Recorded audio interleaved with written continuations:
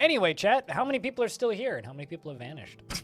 Because chat's real quiet since I came back. Sometimes I get like a hello when I come back after lunch break, and then sometimes it's like, that's just like, we're not here. I swear. Cold exposure. That's unfortunate. I should give them a heating spot.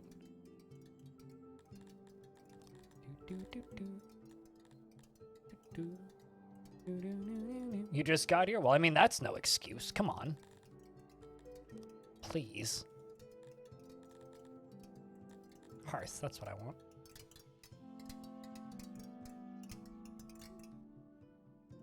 How dare you use that an excuse? 10 seconds of me figuring out how to roll back my version 1 so that it doesn't break my save file. Because there was an update since I last played, which breaks save files. I like to keep playing the one that I was playing. So, absolutely nothing. You probably missed the ending of Caves of Cut, though.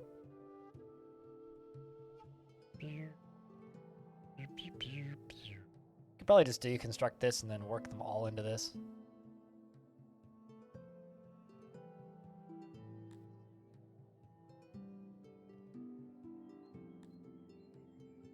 That joke is not very sexy either, Spooky. It also is getting mighty old after the first one. I'm trying to remind myself what the heck I was doing. Today was a packed day. I get you. Right, that's what I did. I made 2 massive grain breweries, or massive by mine, and this bakery complex. Do I even have storage around here? I don't think I do. I probably need storage. Could just build a small warehouse. I don't need one that's that big. This will fit in here quite nicely, actually. Anyway, how you doing, Apocalypse? How's things? And Crystal, it's good to see you, even though you're lurking real hard.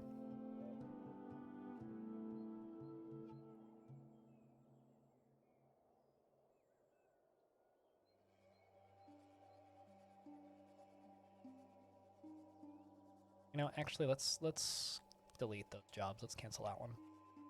Let's place that slightly elsewhere.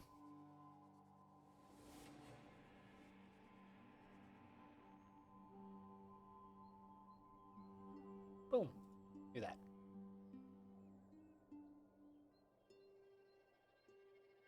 But packed house, so banana. Why was 6 afraid of 7? Because 7 is riding 8 soldiers with 19% training and 27% equipment. Yeah, it's... Songs of 6 is a very unromantic video game in some ways. It's just like, yo, there's tons of character here, and also, the only thing that actually matters is the 22% just stat there.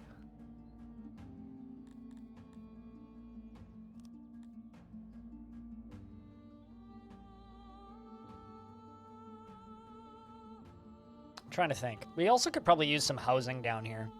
Because most of my housing is up here, so they actually have pretty far to travel. I guess I could just grab a couple of these and fly down here.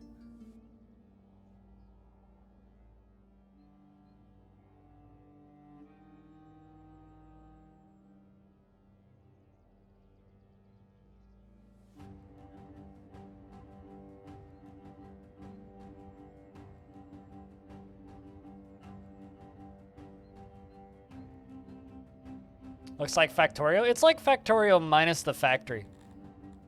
This game. I mean, YouTube actually thinks this game is Factorio. Because, like, YouTube has, like, this weird thing where it, like, tries to figure out what game it is. So it can put it in the correct directory. And you can manually change it. But it always thinks that this game is Factorio. Which I think is kind of hilarious, actually.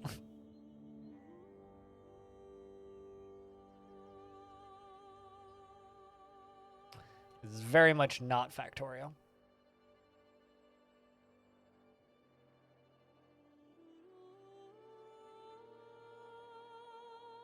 I wouldn't know. I've never gotten bots in Factorio. I think I was lazy as fuck, so I never got to bots in Factorio in the first place. We also... You know what? I think it's time I build bigger toilets, too. Because, like... I've just been copy-pasting the same tiny-ass toilet building for forever.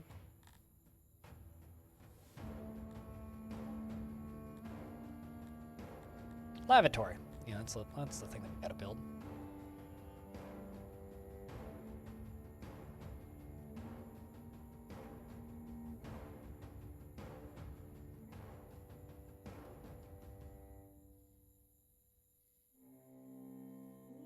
Let's make a fancy lavatory.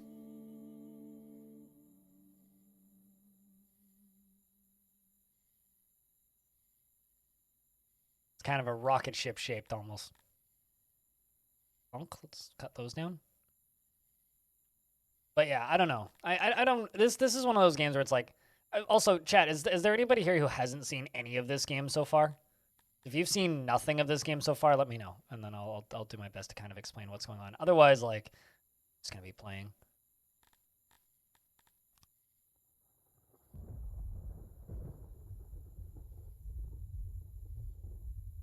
Let's just do that. That'll do just fine. For royal poops only? I don't know about that.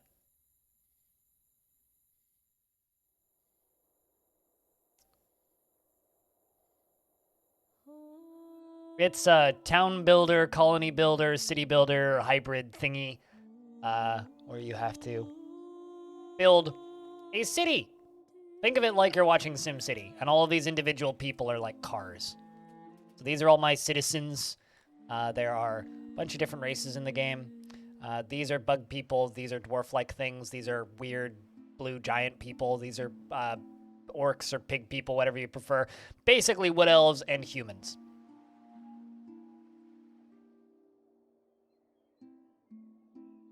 So the first time I played this game back when, Diamond, it crashed a lot and also broke OBS a lot. It doesn't do that anymore. So my initial impression of this game was actually very sour. My current impression of this game is it's super chill.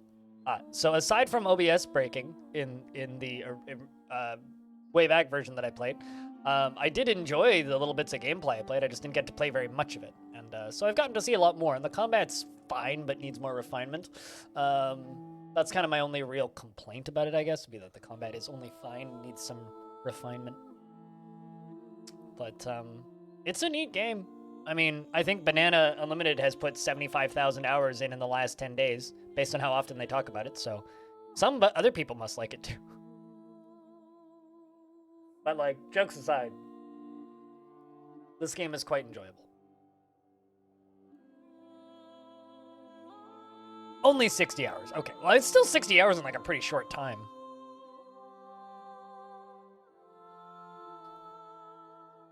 Wait, do you own this game, Diamond? But in regards to the combat, they tell you that an army is coming to fight you, and then they siege you, and then you fight them. Or you can go fight other people. But you need to have an army of soldiers, of which we have 1,700 trained soldiers. Although I'd be concerned if we lost that army, because then suddenly I'd have no people left. So, that's how that works.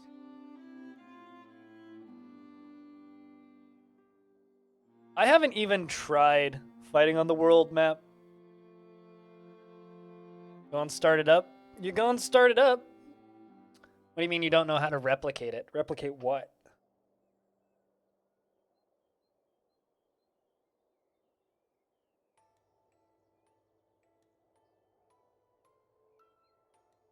Also, this is my castle, by the way, where I have a court, of course, a tavern, a royal lavatory, and the dungeon, which currently has 3 prisoners in it, which has pushed our crime rate from 2.3% down to 0.3%.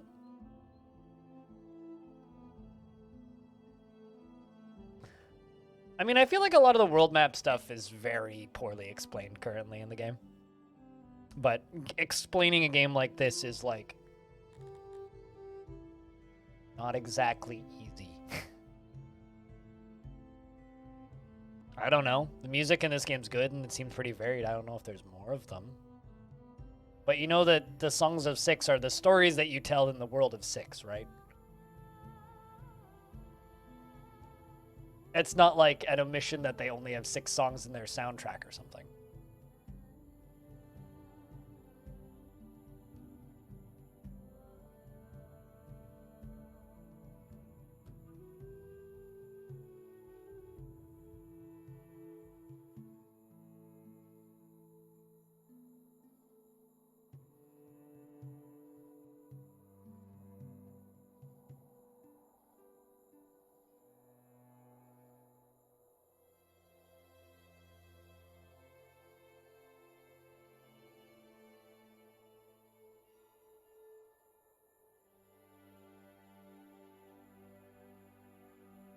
What's the new version? You can't find any changelog? A small patch came in this morning. There is no changelog or patch notes for it, but it did, like, delete my save file, so I had to roll back.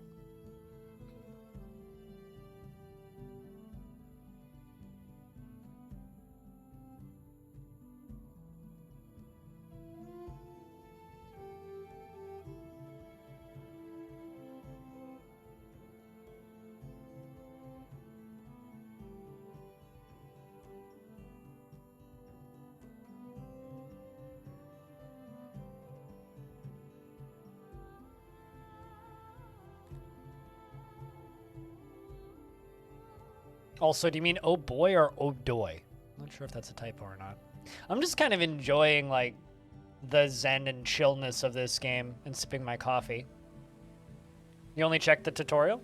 Have you not made it past the tutorial much? Doy is like duh? Oy vey! Oy doy! That's a new one to me, I guess.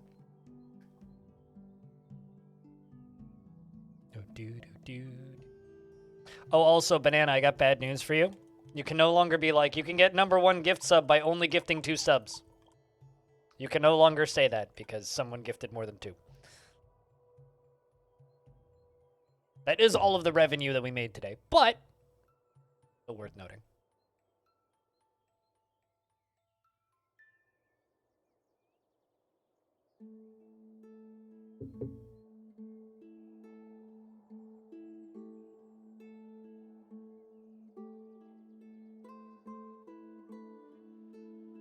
I mean, I guess you can say that now.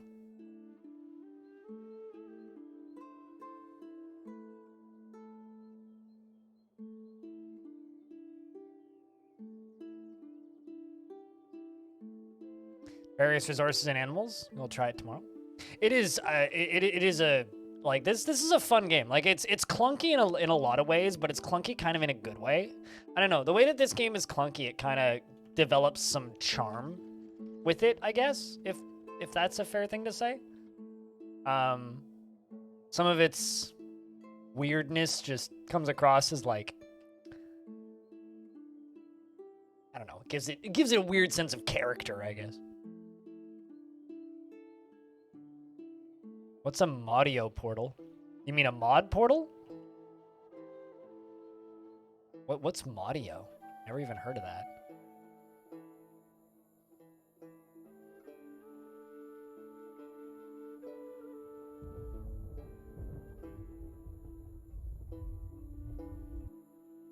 Because, yeah, I've never even heard that term before, Diamond. But if you're asking if there's, like, mods for this game, they're mod.io.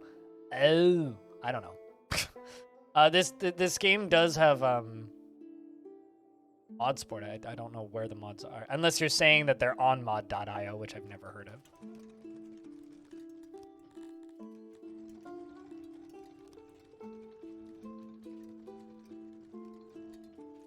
But yeah, this game does have mod support.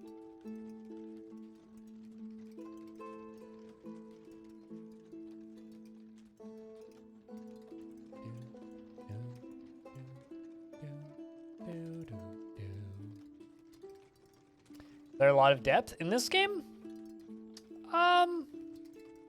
There's a lot of depth in this game, but it's depth in the kind of in similar way to any city builder. So it's like things interact with things, but not really depth in the way that individual characters matter so much. Like you can favorite individual people in your city, but like they kind of come and go, and they're pretty like there's not a lot of individual character-driven stuff in this game, but there is quite a lot of under the hood depth. Yes.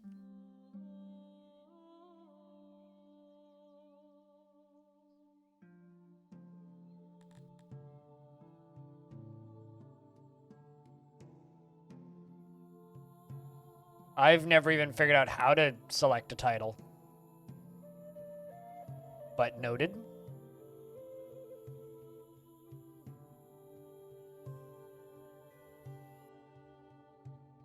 I think we're running out of wood.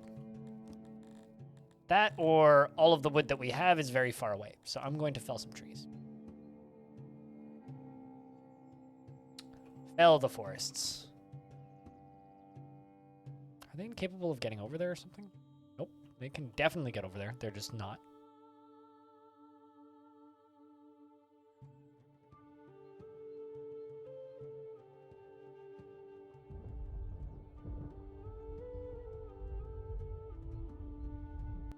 This is true, yeah. That guy's name was I don't know how you remembered that name, but yes, he did leave immediately. Fuck Captain Planet. That's all I have to say.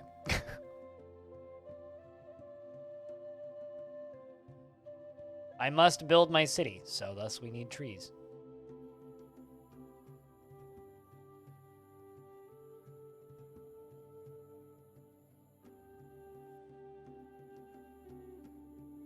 This is true. That's how we make more Captain Planets.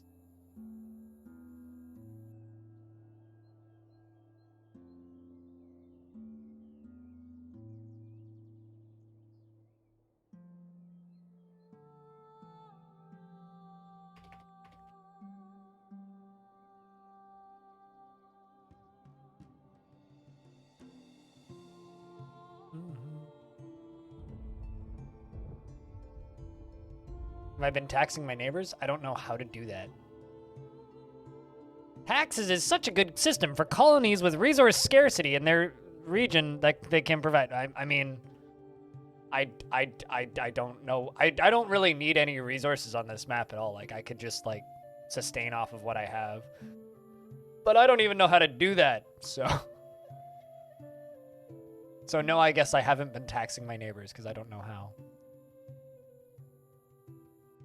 Also, people, like, mysteriously stopped attacking me. I guess that means I got too strong. But yeah, I have no resource scarcity.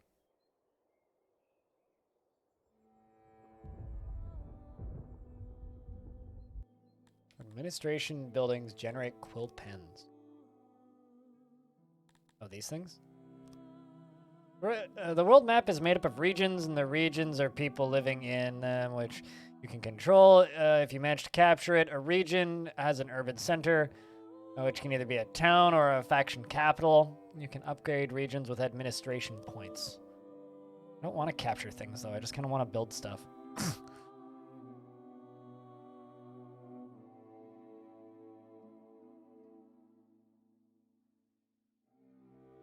I don't know what any of this means.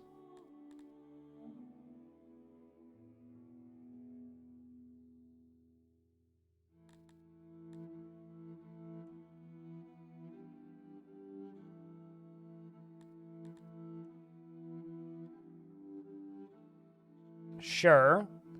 Doesn't matter if I can do that if I have absolutely zero comprehension what any of this UI means. It's like you telling me this like doesn't exactly benefit me in any way because I still don't understand what this UI is trying to convey.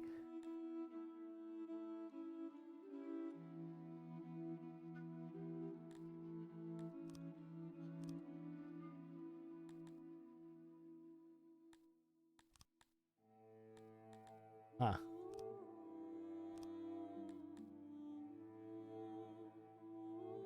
Lots of number, lots of graph, no underbrain.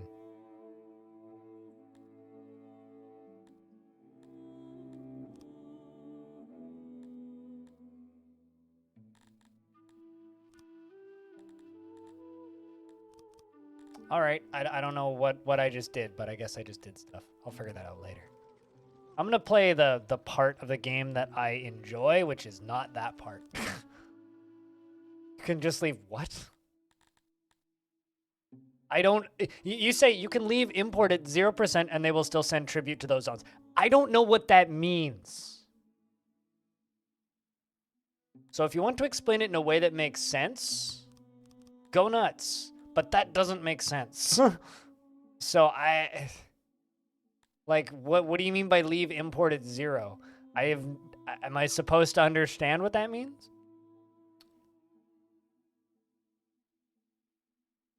Entertainment increases happiness, but decreases industry.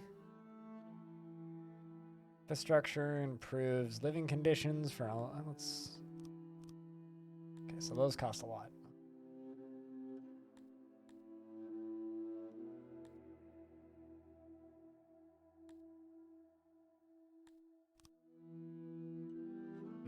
Okay. That seems bad. Anyway, please do me a huge favor. Banana, stop trying to explain things to me. Let me figure it out at my own pace. You're just going to frustrate me and upset me.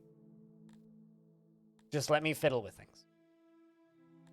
I don't want you to just, like, explain the game in chat, because I will just...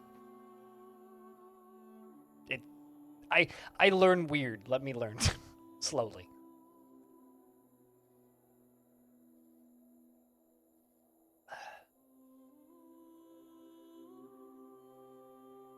All of those questions were rhetorical.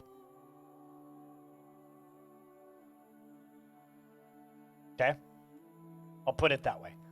All of those questions were rhetorical.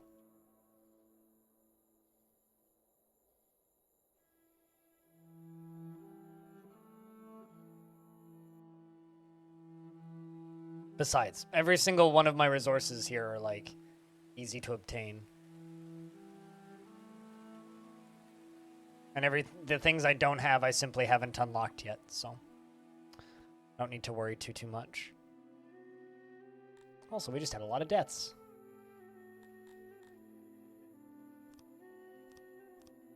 All to heat exposure. That's unfortunate. They're right next to a puddle. Go jump into the puddle.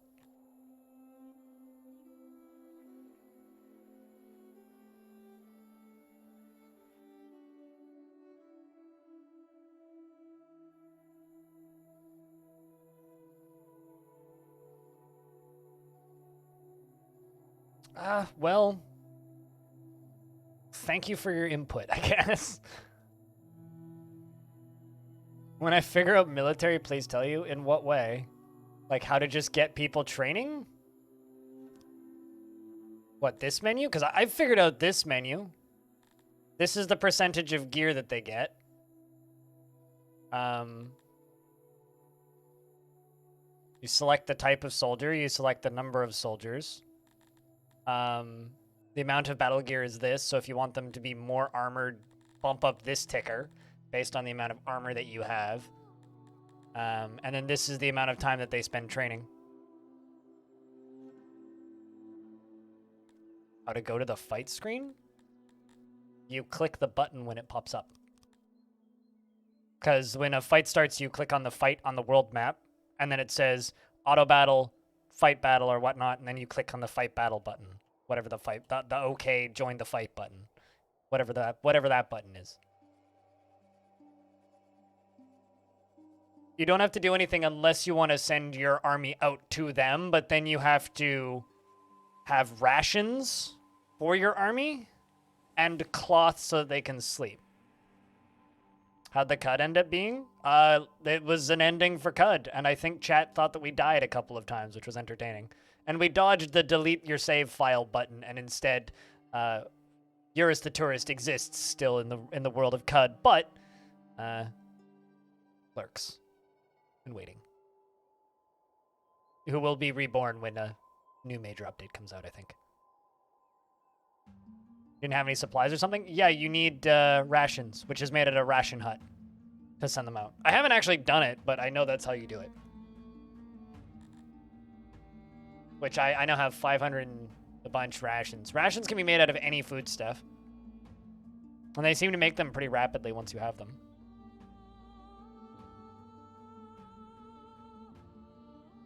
The problem with people explaining things to me in chat, by the way, Banana, is I'm a very visual learner, which is ironic because my eyes are broken. But, like, if I visually watch somebody do something, or if I have a screenshot to, like, compare, I can figure it out and take instructions very well. But if I'm not provided with some sort of visual assistance, I will literally never figure out how to do the thing. So explaining things to me in chat is the most redundant, like, means to an end you can have. So...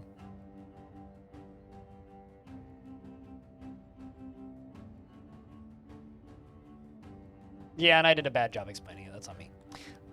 Let's also build a second, bigger toilet. I'm going to give these guys a toilet up here because we're also digging into all this stuff up here slowly.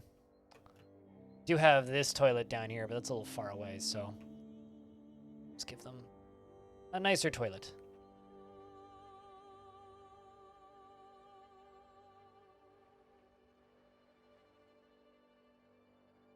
God, I absolutely adore the way the farms in this game look.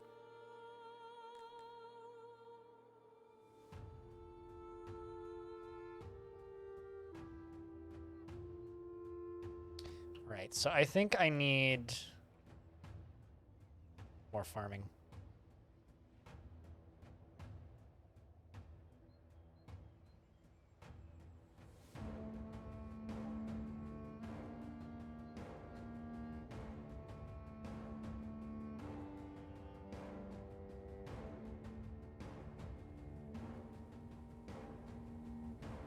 Because you've learned some secrets of 6, you feel? I mean, do it. Do some basic tutorials for this game. You just got your Twitch viewer recap, and guess who's my number 1? Summit1G. All right. It was between that or Soda Poppin'. I know that you're huge fans of both. Ofonda.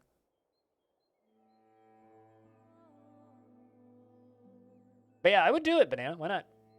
Have some fun.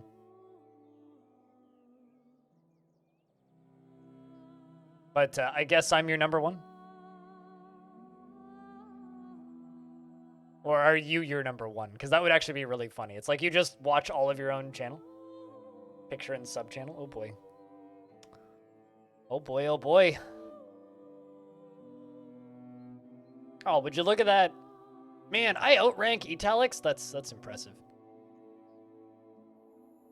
I never really thought of you as a Rocket League watching person. Everybody, because like I also posted mine in Off Topic. And everybody's like, man, I didn't think of you as like a League of Legends type person. It's like, well...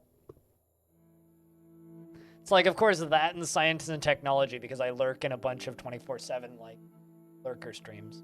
I watch that Earthquake stream. I watch Picture Point's sister's Fish Tank stream. I watch a lot of that shit, so...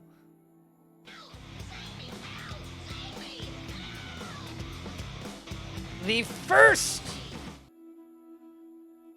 resub in 4 hours. Thank you very much, Zope, for the 23rd month. It's almost 2 years, man. A long time. Thank you for your ongoing support. Here's friend.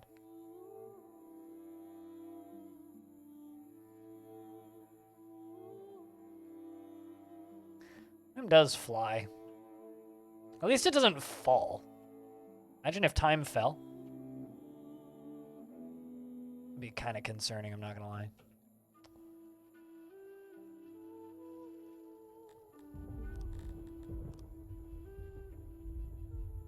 But I don't know. The annual like, yo, this is the channels I watch the most on Twitch stuff. It's always neat when I pop up in those things, but also it's like, I don't know. So someone said something to me in chat the other day when I was feeling down, which like broke my brain a little bit. And this kind of breaks my brain in the same way, which is they don't feel bad, man. You have a massive group of fans that love you. And it's just like, that's something that I can't really wrap my brain around. So being like someone's number 1 or somebody that, or really high up on a list of people that people watch also just kind of like hurts my brain a little bit because I can't fully... It's impossible to wrap your brain, or my brain, around the fact that I am successful at doing this. Does that make any sense?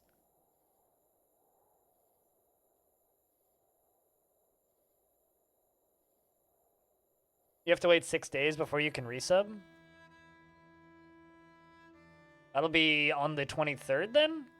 Well, I mean, the 23rd is the second to last day that I stream this month before the 31st, so.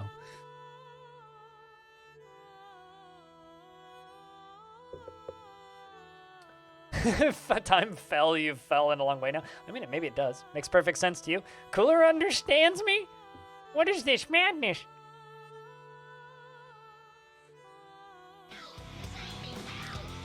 Rory, thanks for Thank you very much for subscribing for a 33rd month on a 33rd month streak. I'll be honest, I was kind of shocked when you'd kept the streak up after being gone for so long. Thanks for 33 and a third month streaks. Cheers, man. Why do people like me, says Blind. Yeah, that's my brain. Actually, it's less of a why do people like me, more of a people like me?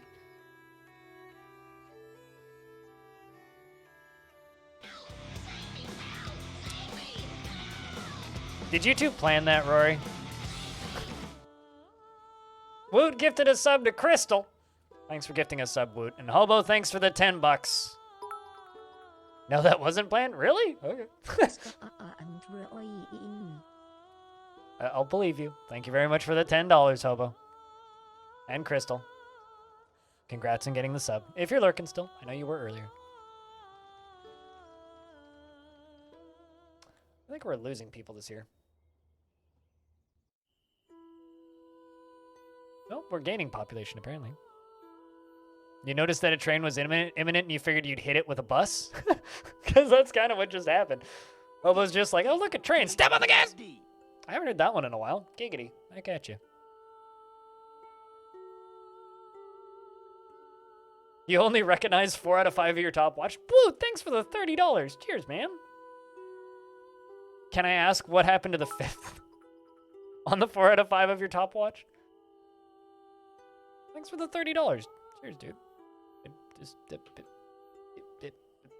clink. There you go. That's the button I was looking for.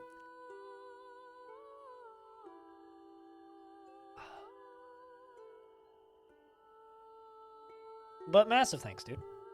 28 cents from Hobo. Cheers, man. You know, something that I've been planning on doing during my break from streaming at the end of this month is I'm going to go through and record all of my, and re-record all of my alerts. Just make new alerts, make sounds with my mouth, do various other things so that we can have actual alerts again instead of like the kind of clusterfuck that we've had for forever.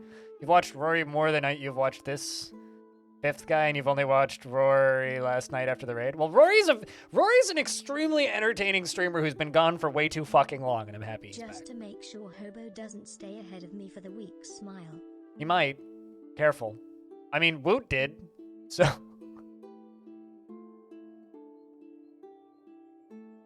And also, you know, as...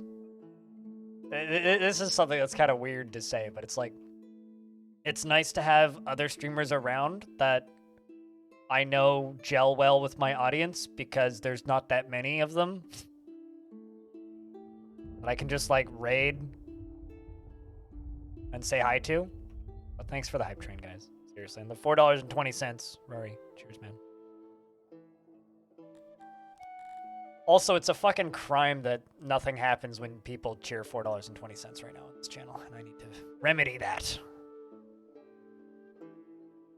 Like, for over time, like, I've had the occasional channel that's just, like, usually on when I'm ending. A loony? I'll take a loony. Actually, that's like a loony and a quarter. Crypt Blaze it? No, I need a 420 sound for when people cheer 420. That's kind of distressing. What is that? 3 dwarves in an otter suit? Diamond?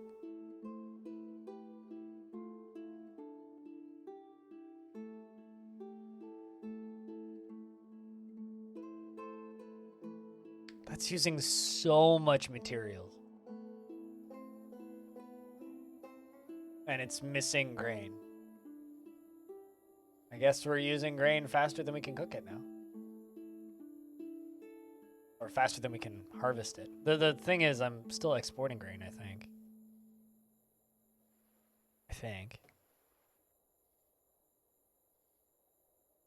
So what you're saying is you're now a brand new Rory fan, though. You can start exporting that.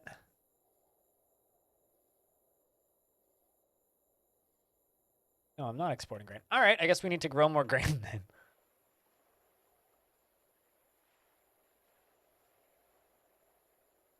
You don't think they sent yours yet? Do you have marketing emails for Twitch turned on? Because you won't get it if you didn't.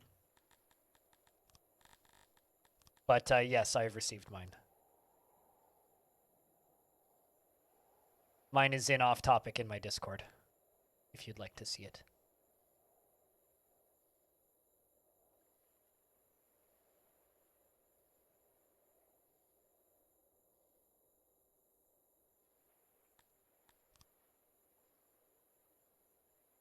Sounds like you've got something against the fifth guy, and I'm kind of curious about this drama that must have happened.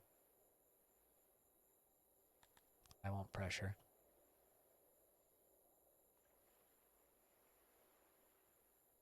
$50 left. Jack, can I get a round of beers for everybody who's participated in that surprise hype train? Not that they're never not a surprise, but thanks, Hobo. Thanks, Woot Woot, for the $30. Thanks, Rory. It's the resubs that started it.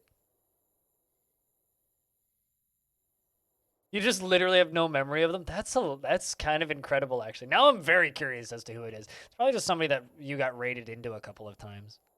Lurked all night, maybe.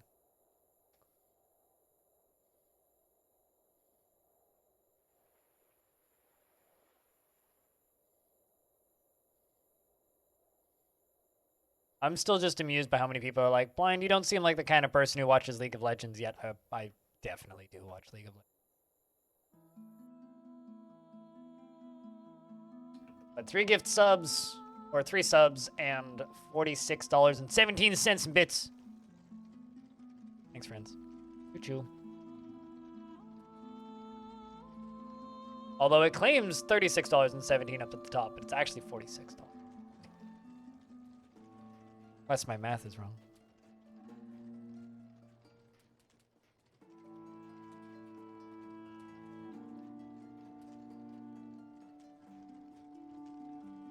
In what, Diamond? You mean in these? These roofs are kind of holy, yeah. I don't have few enough builders. I've done a bunch of things which have used up a lot of workers, so all of a sudden everybody's really busy, you know, rebuilding my farm fields and such.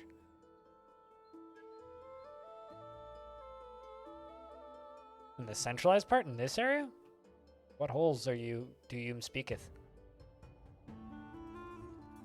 The gray round things with holes. Oh. These? What are these? Is that what you're asking?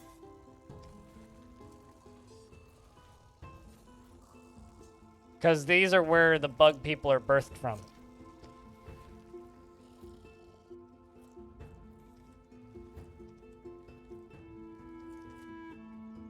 Yeah, right. It's kind of, it kind of triggers some phobias in the back of my brain, I'll be honest. Slightly disturbing. Also, Rory, I have bad news for you there.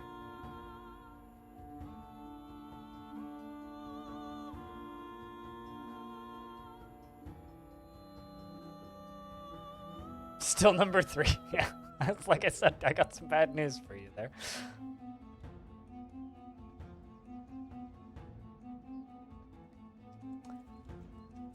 It's a once again tale of hobo number 2 because Woot Woot's number 1. Shoutouts to Woot Woot. Cheers, man.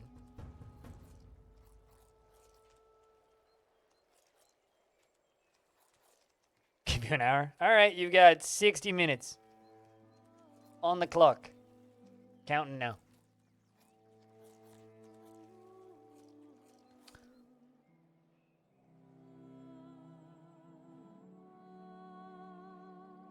You're waiting for the choo-choo to come back? Yeah, I know. So something that's completely unrelated that I kind of wanted to mention. So I've been playing that Halo campaign. It's a pretty generic fucking campaign. Like it's nothing super cool. Rory's got to sell his NFTs to support streamer. It's funny because it wouldn't shock me if somebody's done that. You only need 1,904 bits to be numero uno. This is true. You haven't dove into that market yet? It's a dangerous market, man. I would avoid that market. Seems a little bit money grabby, scammy. Anyway, I've been playing that Halo campaign, right? And it's very Far Cry Infinite. Here's the thing, right? Here's the thing. Yes, it's kind of Far Cry Infinite. But it's a Halo game. Because Halo games are just a bunch of missions where you just go from mission to mission to mission to mission to mission to mission to mission, and then eventually the game ends. That's a normal Halo game. This is a normal Halo game with a hub world which is literally just a Far Cry hub world where you legit like take over towers and like blow shit up and like unlock parts of the map and like get control points and kill shit. But the thing with Halo is very designed. So it's a lot of like designed encounters, and these are the same designed encounters. They're just really uninteresting encounters, but they're still the same designed encounters. So I could just keep replaying. Like I played Halo 1 probably a couple dozen times when I was younger, just because like especially some of those early missions are just so much fun to just run through. And that's what Halo is like. And I think I'm turning into a capital G gamer for Halo. I think I'm going to be playing a lot of Halo going forward off stream because it's very good. There's drops for Halo right now. Are you trying to tempt me to play Halo? Actually, hold on. Do I even have access? I wonder if I have access to those. Because they usually, if there's drops available on Twitch, they're just like, here, these are the drops that are available, like if they're available, unless they're like very specific drops. But I just got offered a really shitty low pay bounty for Nakara Blade Point. Fuck that noise. Drops. If they give me access to Halo drops, I'm actually tempted.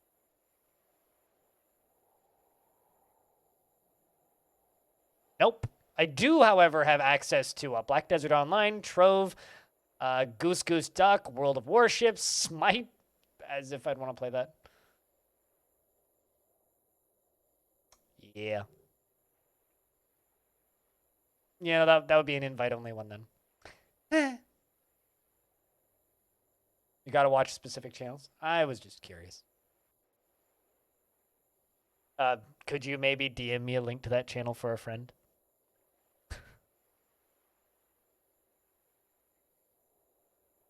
Nougat filled taffy. People should just start selling things that acronym down to NFT.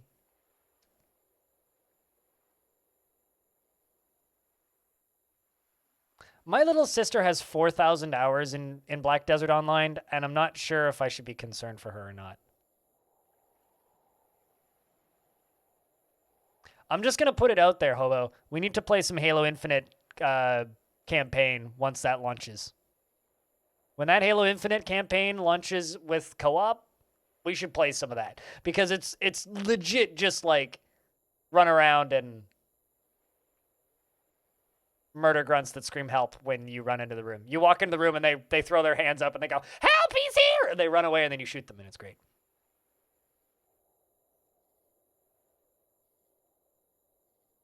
She does PvE content. My little sister is anti-PvP. Kind of like me in a lot of things.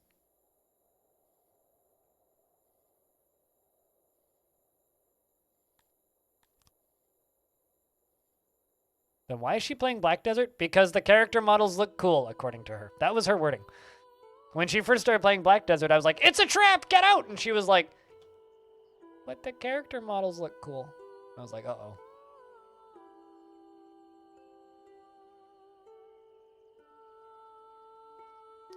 I didn't even make it through the character creator in that game. I downloaded it I bought it for $1 at some point just to play with the character creator for an hour. Made a cool looking character and was like, well, that's neat. Anyway, and then I uninstalled it. That was my experience with Black Desert. A few of the people I used to play games with back in the day have like tens of thousands of hours in Black Desert.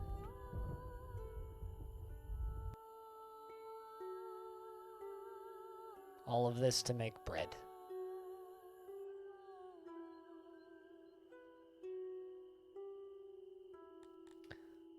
Problem is I need more workers.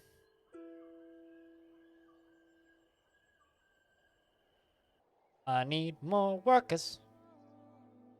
But I don't really want to buy slaves because I don't feel like toppling this before we even got into this.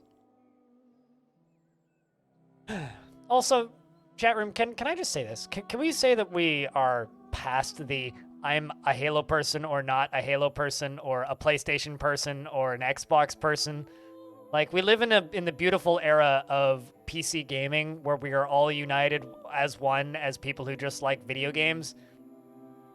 Like, technically, by all of this logic, I was a Nintendo kid because that was the only consoles I owned was Nintendo consoles. I am a person who plays video games that has enough money to afford the consoles I want and respectfully decline to buy a Nintendo console because fuck that. If I wanted, I could own an Xbox. I choose not to. I instead choose to buy records and like tape decks and shit.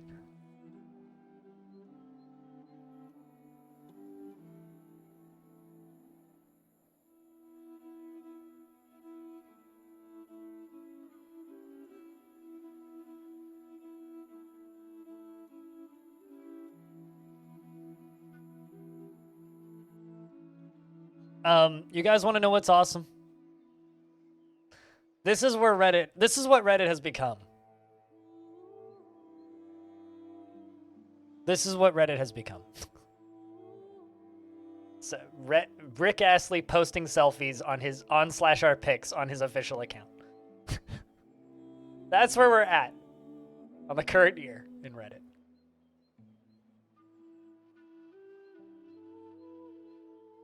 So, Hobo, I have a question. Because you were a PlayStation kid, what was your FPS of choice on PlayStation?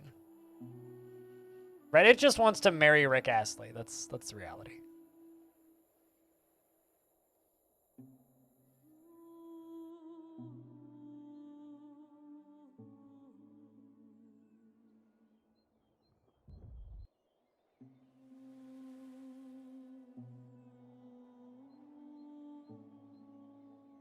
Which is why you went that route as a kid? Really? Then when did you get into Halo, Rory? I mean, here's the thing. On PlayStation, like, they had, what, Killzone? Anybody here play Killzone? The answer is usually crickets whenever I bring up Killzone. Ratchet and Clank, Jack and Daxter, and JRPGs. I guess you played COD with your friends. Fair enough. Fair enough. Isn't Chrono Cross getting a remake? Now that you mentioned Chrono Cross. I swear I heard about that recently. Did I make that up? No, you don't. Stop lying sideways. Nobody remembers Killzone.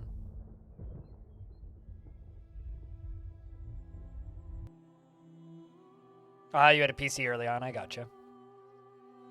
Yeah, the only games I played were games that made it onto PC, which is why the only Halo I've really played is Halo 1.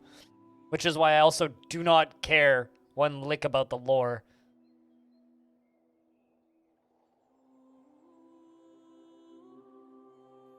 Never played Chrono Cross? This is just my anecdotal evidence. I've never played either of them, but people who played Chrono Trigger and loved Chrono Trigger hated Chrono Cross, and people who didn't play Chrono Trigger and played Chrono Cross loved Chrono Cross. You played Half-Life on PC, and you never did, nor do you still care for the multiplayer. I mean, no, I agree. Counter-Strike is kind of blech. Not that Counter-Strike is even like actually Half-Life multiplayer anymore. It's really not. It's just its own weird nightmare now.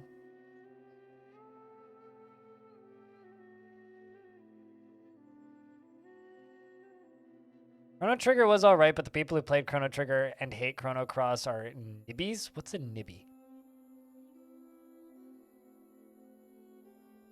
Like, serious question. What's a nibby?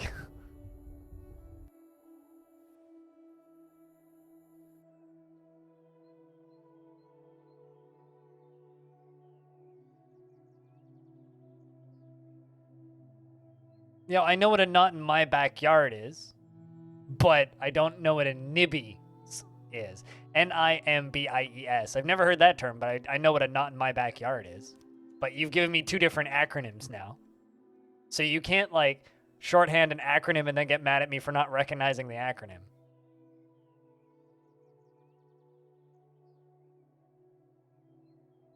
I'm not mad either. I'm just perplexed as to why you expect me to understand something when you don't actually say the thing you expect me to understand. Does that make any sense? You tried to make it plural? Sure. You are forgiven. Regardless, though, I'm happy that you were able to. Thanks for the Twitch link for the Halo gun skins, by the way.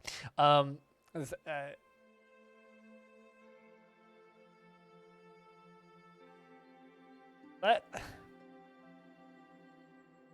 I'm just glad that Hobo's having fun with Halo. I'm glad that I've managed to convince a lot of people to try Halo with the current Halo, and a lot of people are having a lot of fun with Halo, and that makes me happy. Because Halo is just stupid fun, let's be honest. Come on, cancel job. Delete jobs, there we go.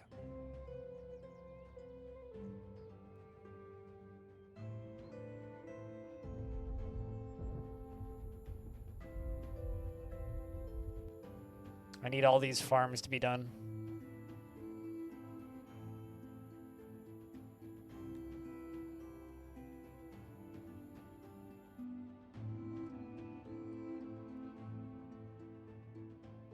Assault on Control Room on PC is all you ever wanted. Favorite level of all time anyways. I don't even know what level and what game that's from because I'm terrible at remembering mission names. Like, period. That's the snow. That's your favorite level from Halo 1? Really? Huh. Interesting. Yes, that is a good level.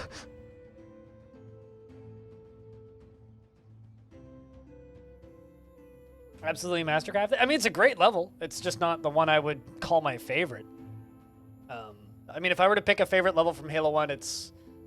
I can never remember the name of it, but it's the nighttime one where you have the sniper, and you have to sneak up and around kind of that top area, and then everything comes down on the grav lift, and then you go up in the grav lift. That's my favorite level in Halo 1. I can't remember the name of it, but where you get to be inside of the ship just full of elites. Truth and Reconciliation. Yeah, that sounds right. Yeah, I can never remember individual level names for any games, period.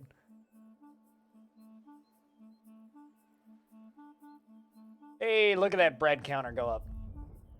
Very little grain, but the bread counter just spikes up whenever we do get grain.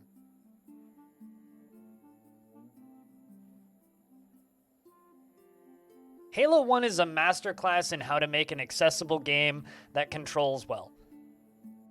Like, Halo 1 is an incredibly well-designed first-person shooter for its time. Like, I would almost argue that some of the level design, accessibility-wise, in Halo 1 is better than most games that come out now.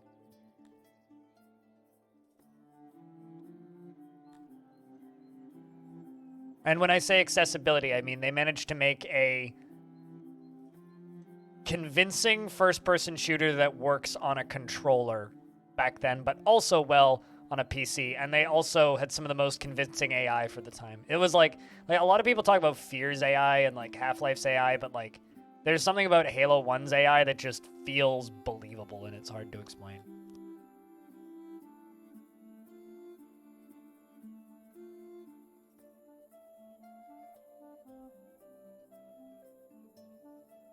It's just an incredibly satisfying game to play. To the point where, like, I've been tempted to just install the Master Chief Collection for a while now since I've been playing Infinite multiplayer and just replay Halo 1 because I'm like, I haven't played that game in over a decade. So many nights lost to that game.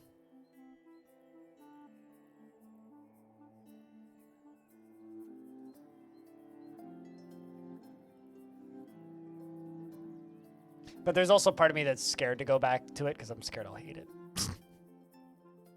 Or it's like, I'm scared it's rose-tinted glasses, I guess.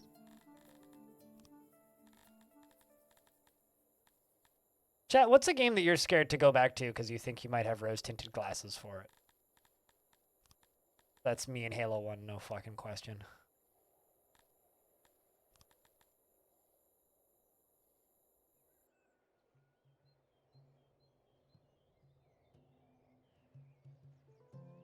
And that's what makes Halo Infinite's campaign fun, because it still has that, except it's more in-depth.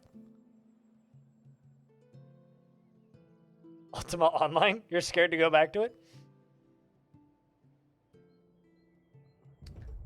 It's definitely not Ultima, but stumbled on this earlier today, which I've had just like sitting minimized since.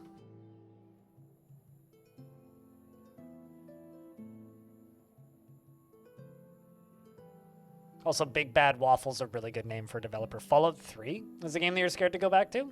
I could understand that. I could understand that. +1 to which one, though? Boo. Guild Wars 1, but you know it's trash now since the PvP zones are all empty? There's gotta be a community that populates those from time to time.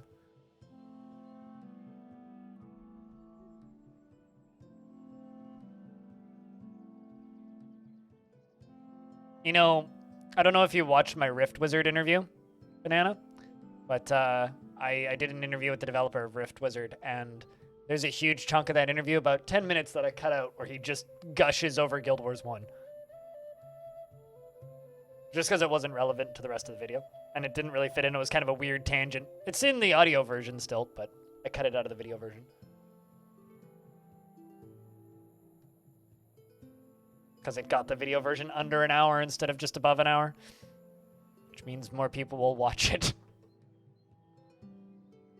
Speaking of videos on YouTube, Mandalore Gaming reviewed a game this morning, or released a review for a game this morning that I just reinstalled last night after watching a trailer for the third one.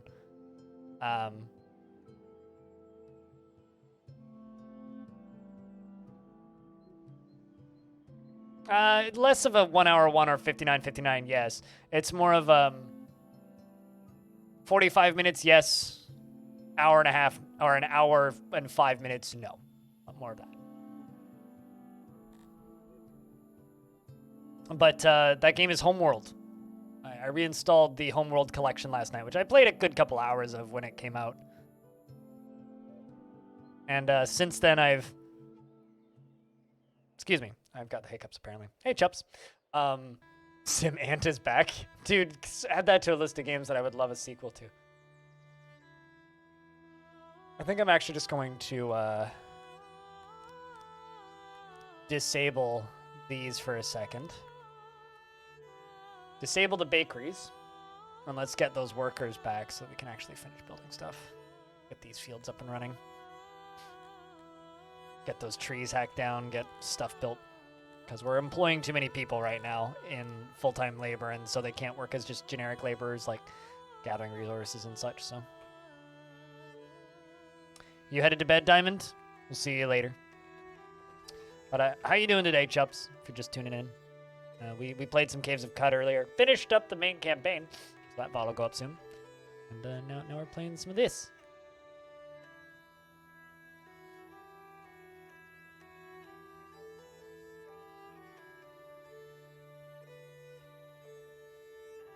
You know, it's actually kind of funny. I was thinking about Guild Wars recently because that game is kind of like, it was the live service game that became like the most popular style of game that every major publisher is trying to do now, but before that was popular. Kind of ahead of its time in that way. But anyway, I reinstalled I reinstalled Homeworld Remastered Collection.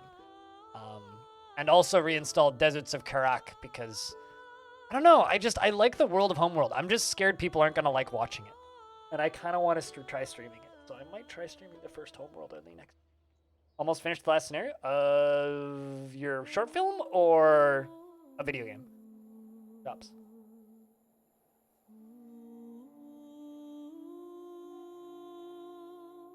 Ah, I gotcha. When you say scenario, it's like, I think of like a mission in a video game. And I'm like, I don't know what game you're playing, so... I love Homeworld. Everybody loves Homeworld, but everybody forgets about Homeworld. How's 6? Have you played this game at all? Or are you just asking how my experience is with it? Or are you asking how is the game and should you play it? Which question? Because different answers for all three. People used to watch Field Rats and Elite Dangerous flying around into nothing for hours while waiting to rescue requests. Yes, but that was a rare occurrence, and I was one of those Field Rats for a bit.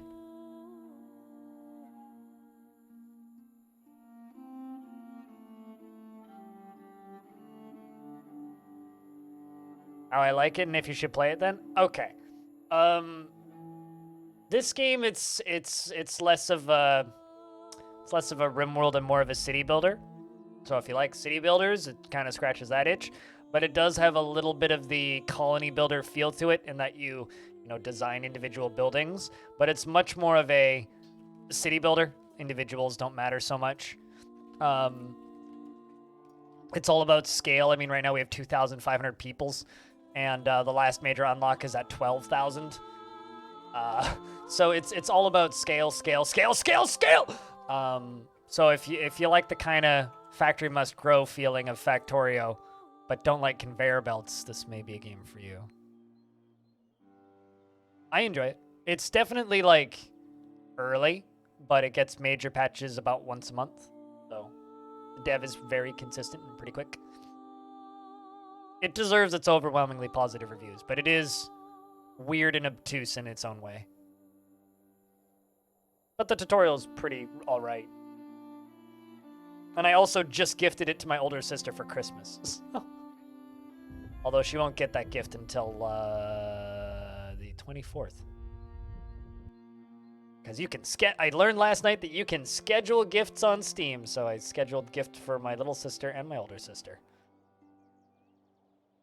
Yeah, it's a neat game. If you're interested in trying it and you don't want to buy it, there's a demo. And also, I got this copy of it by DMing the developer on Twitter and asking nicely. So, I don't think like keys are available on any key platform, but if you would look to stream it, you could maybe reach out to the dev and just be like, hey, send me a key, please. All caps, yo, what up? They added so many more titles? Eh? Yes, there is a demo for this. You can try the demo. But the demo is like a year behind in development.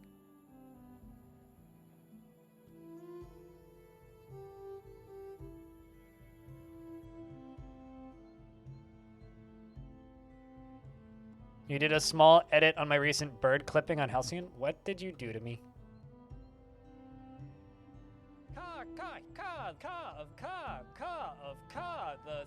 So you cut all of the other bits out and just replaced it with ka? Well, I mean, that's what the dialogue said. Maybe you did. Good. I mean, the best thing that Caves of Cod ever added was Crow dialogue and a Crow faction. Because literally all of their names are just ka, and all they ever have to say is ka, because they're crows.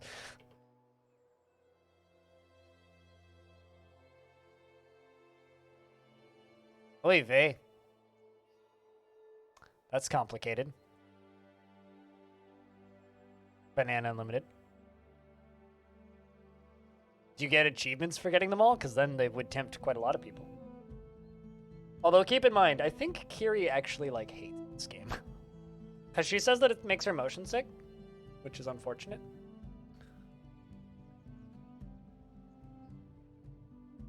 But, like, everybody else that I know who plays this game loves it, so. She's the only person I know who doesn't like this game, who's played it.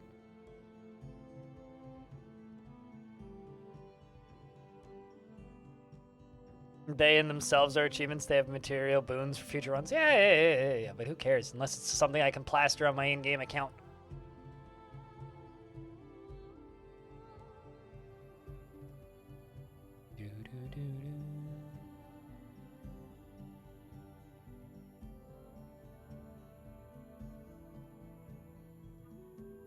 There we go.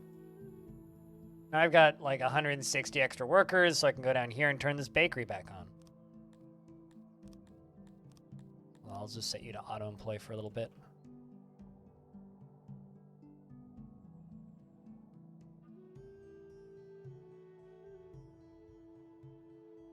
Merchant heart? You mean your capitalist heart?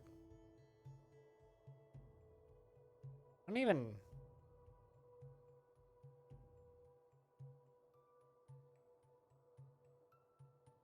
I don't really want to be the slaver.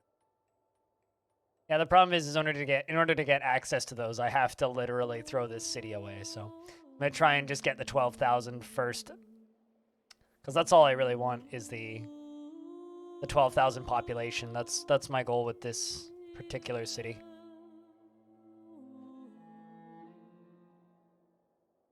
So, currently we are the ruler and leader.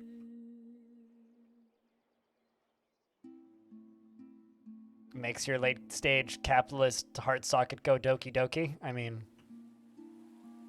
that's what she said? Question mark? Did they ever finish making those gravestones? Now they are. Yay!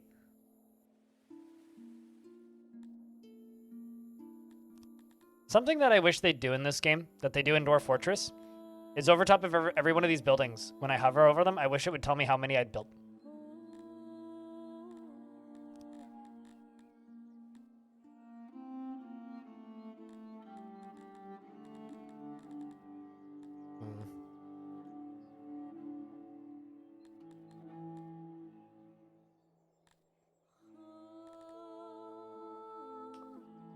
That unlocks chambers, which we're almost up to. I need 800. We're at 751.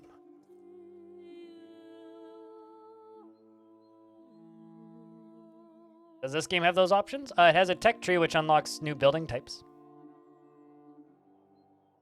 But you build your own buildings. You theoretically could build your entire base inside of one giant building. Right? So you could theoretically just build one massive castle and put half of your buildings in it. So because you are building the buildings yourself, like if I were to build this, I could copy it, or I could construct a new one by doing this and, you know, making it whatever shape I wanted. Adding beds, etc. But that's a mess. So, you know, you could absolutely make the buildings just look the way you want. So if you just want to do only massive buildings that are ludicrously huge, you could totally do that. All right. I'm going to make us some more research, I think. So I have these libraries over here, which I'm going to clone. Or rather, no, those are schools. That's the library. I'm going to clone. Room copier.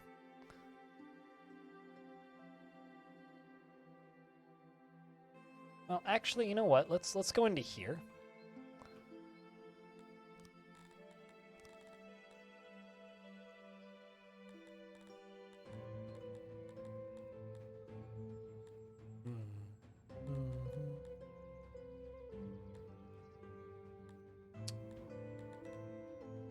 Where is that? Oh shit, I should probably make a jeweler. I don't actually have one of those yet.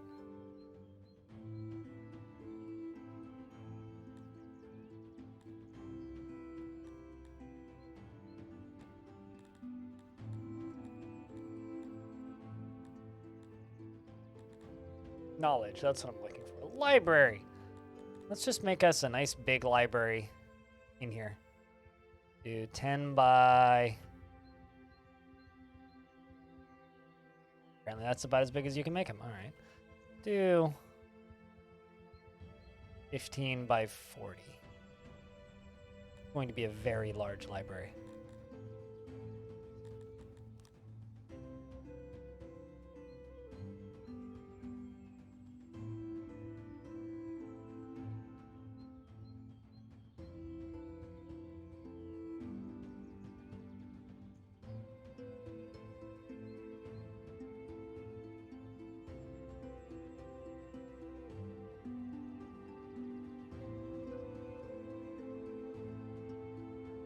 There we go.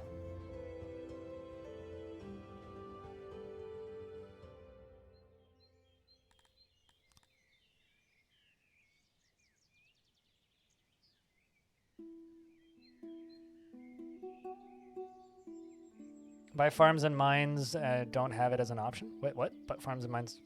It's a room-based layouts, and a lot of rooms can be set to auto-employ and odd jobbers as needed. Okay, okay. Yeah, okay, I get it. You were answering Chops' question. Yes, that is correct. Because I'm just like building this library right now. This is going to be my castle's library, and it's going to be absolutely lush.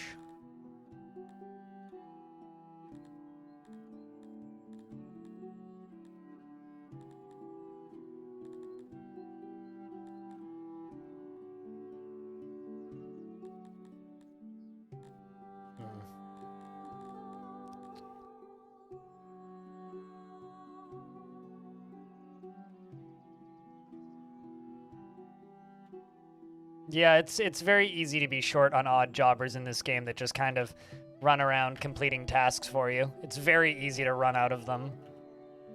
But I don't know. That's kind of like the perpetual balance of this game, is balancing your workers, really.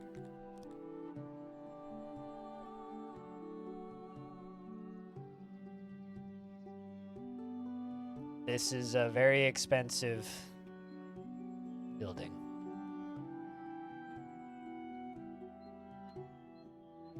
Gonna build that just for visuals. Nah. We'll replace it with a large carpet.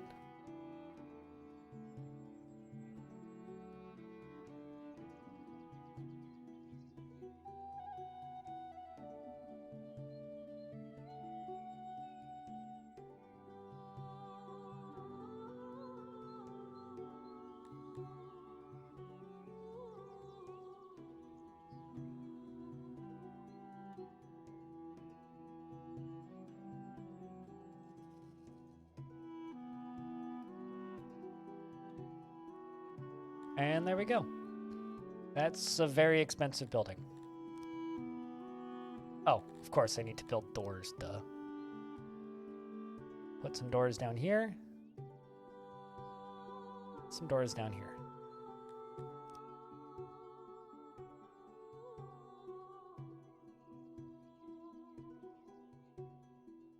It's their job creating culprits 9 times out of 10. Job creating culprits. Can I quote you on that one? Bloody job creating culprits! How dare you create jobs? I need unemployment!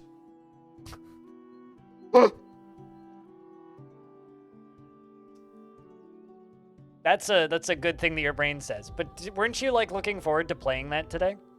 So doesn't that make sense that your brain's decided to play that? Spooky?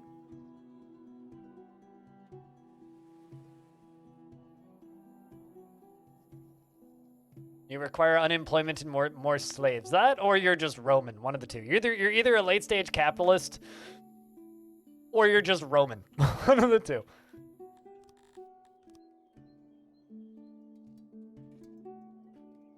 So let's play everybody's favorite game: late stage capitalism or Greek. Oh, that's not out until the 23rd. Same thing. I'm not a Dynasty Warriors guy. Can you tell? Oh my god, building all that extra housing and adding in more food supplies like drastically just increased my population. Lovely. Speaking of unemployment, we got 232 unemployment. This is time to activate this. Although we currently don't have enough grains, so. Bobtron, thanks for the host.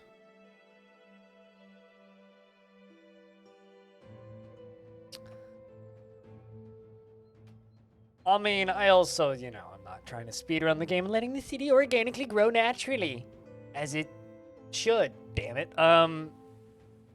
It's good to see you, Bob. We finished Caves of Cud's quest line today, and we are now playing some Songs of Six. So if you'd like to sing a Song of Six, now's a good time to do that.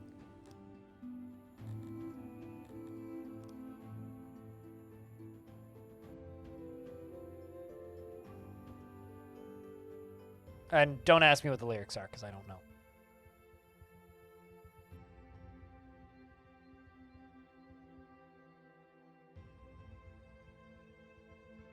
Well, this now requires a lot of furniture, among other things. A lot of wood, a lot of furniture, and a lot of cloth. So this is a bit of an upgrade in library size from my other libraries. My other libraries are over here, and this is a library, right? Which has 2 workers. This is my new library. It's gonna be a little bit bigger. Significantly more efficient.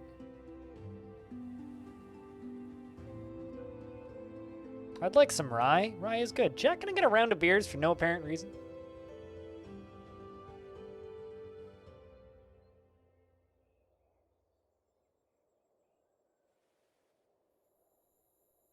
While I sip my coffee.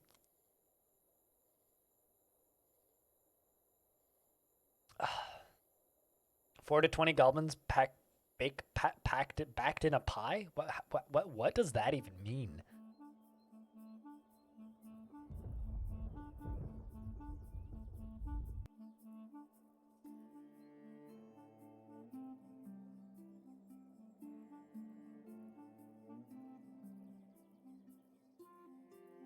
Oh, baked in a pie. Okay. That makes sense. I wouldn't want to eat goblin, but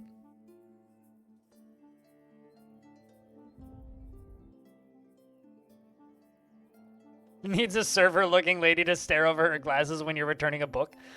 This is more of like, you know, like the scribes that study kind of library, less of a borrowing books. Like, we're not trying to educate the public here. We're just simply trying to have a collection of learned folks who can advise us on our best way to, you know, murdering everybody and taking over and being the, you know, the best, all-consuming nightmare faction we can be. But yes, I do agree. Chops, I do agree. So Chops, when you finish your short film, are you going to share it on the Discord so that I can see it? Or at least tell us where to find it?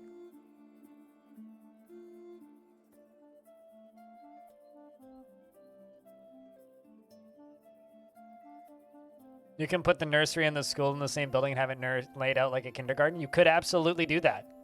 Yep. Yeah, exactly. A murdering monk poisoning the books so that the slaves can't read.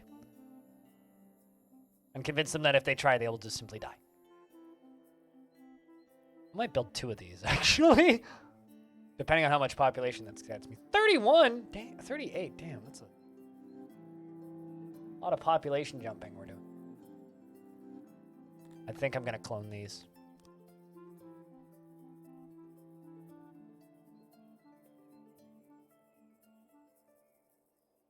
It's time to immediately build a second library.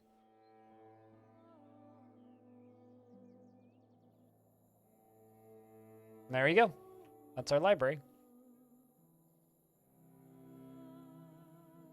Yeah, no, it's like, when Evil Trick was watching my stream, the very first time I played this, when I told him that he could build everything inside of one building, he literally just, like, went and built a giant castle with, like, nothing but everything in the castle with a big-ass wall around the outside. So, yeah, no, you can absolutely do that, Nana.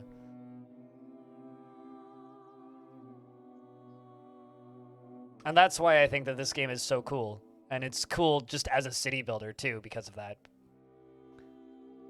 It's just an incredibly open city builder that lets you do a lot of cool shit that you can't do in most city builders like this.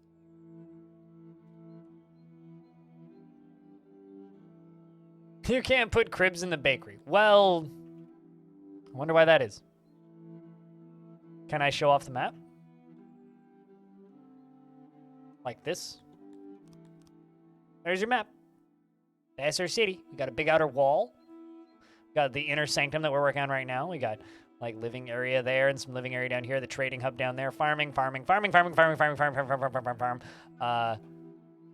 Cut down the forests because the city must grow. And in order for the city to grow, we must build more. And in order to build more, we must murder the forests. Clear a bunch of rock while we're at it.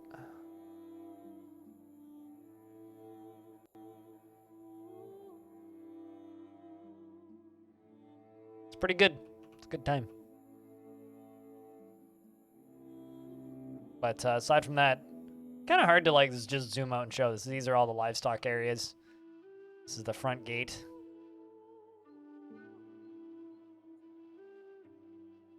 Where did they save those? Because I took one before and then couldn't figure out where it was. I mean, I could just take a super screenshot right now and post it on Discord if you tell me where they save them.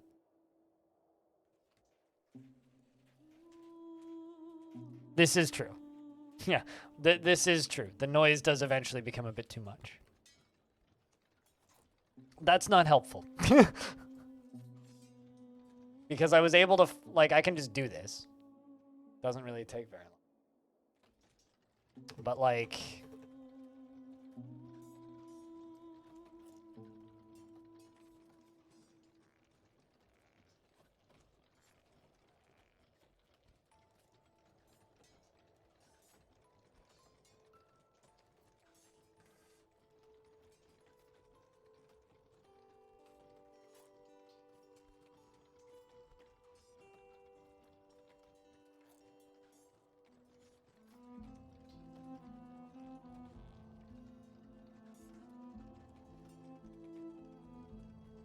All right, thank you.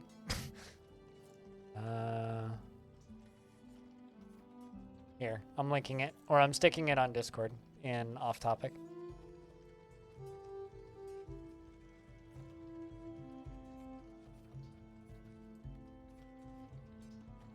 There you go.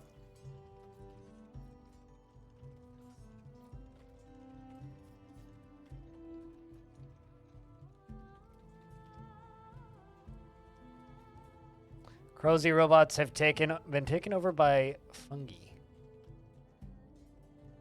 Ooh.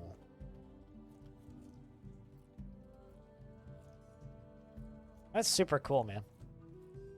Looking forward to the short film being over. Or finished, rather, not over.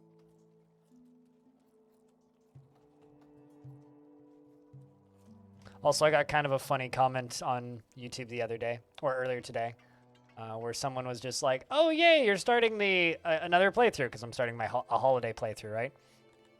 And this person was just like, "Yay, you're starting another playthrough. Issue is, I still have to finish watching Long Death first." Okay. Oh, I can do manual work. It's hitting the wrong button. New level has been bestowed upon you. Wait, what? 2,500 is the level? 4,000 was the next level. Or 5,000 was the next level. Huh, okay. Anyway, we are now a king.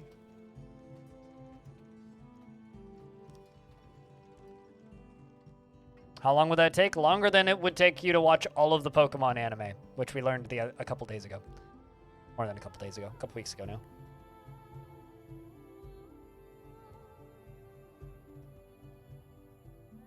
A very long time. You could watch Star Trek twice before you could watch all of Long Death. Or Star Trek Next Generation twice, specifically. But even rival One Piece? I don't know how many hours are in One Piece.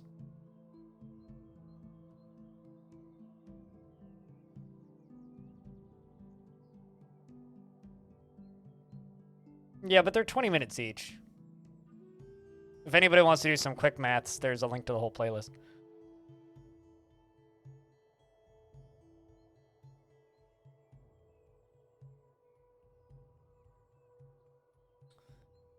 All right, so we've gained quite a few people in the short term. Question is, am I going to have enough food? That is the question.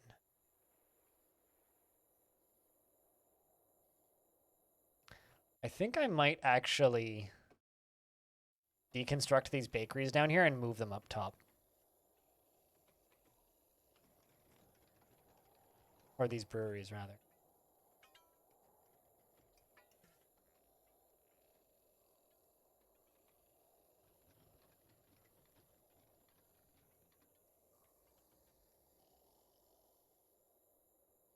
Am I doing research? Yep, that's literally what I'm building right now. I'm waiting for 800 to be able to grab a thing. That's literally why I'm building libraries, is so that I can do research.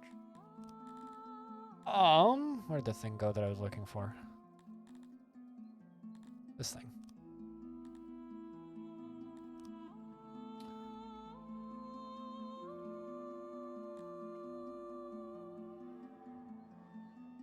The librarians aren't keeping up with book degradation. We're in danger of losing technologies you have unlocked. How do I guess I need more paper, I'm assuming.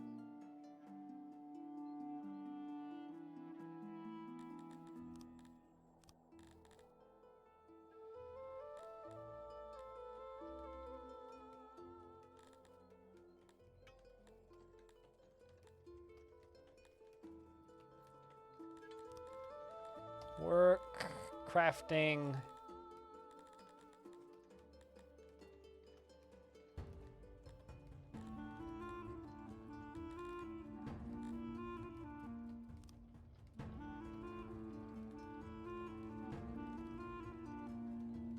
How many hours is that?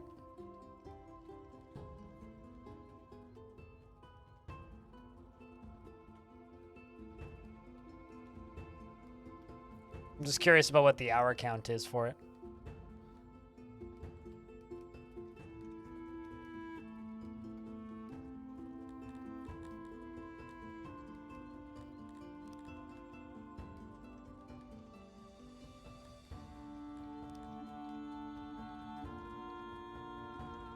$932 hours?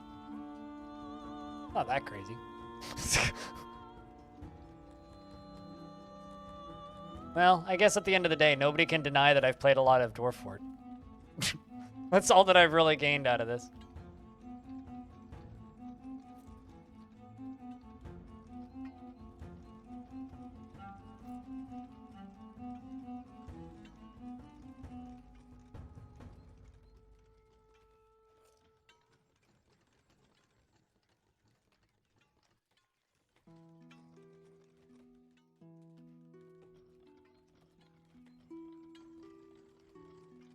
There we go. It's kind of a silly roundabout way to do that, but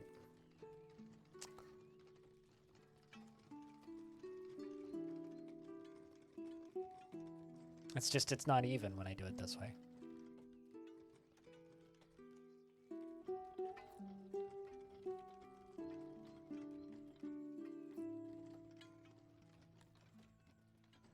There we go. That's a little better.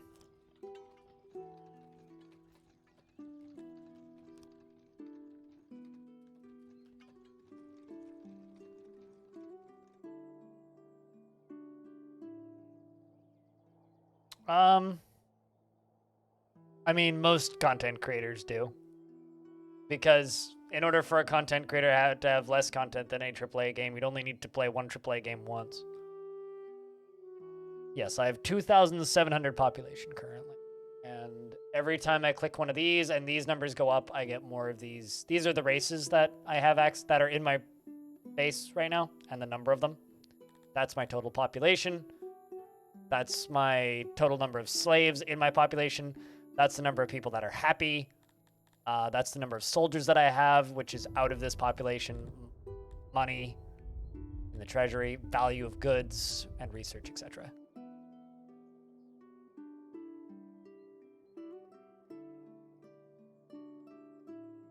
I don't care about optimization one way or another, so it doesn't bother me. Do it.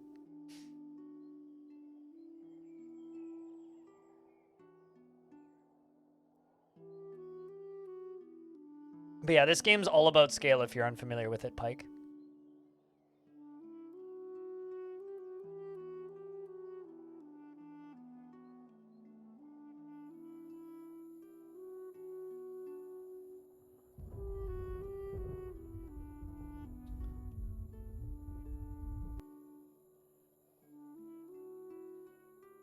But like if I slow the game down and we just go into like town square, you get a pretty quick kind of impression of how large this game is.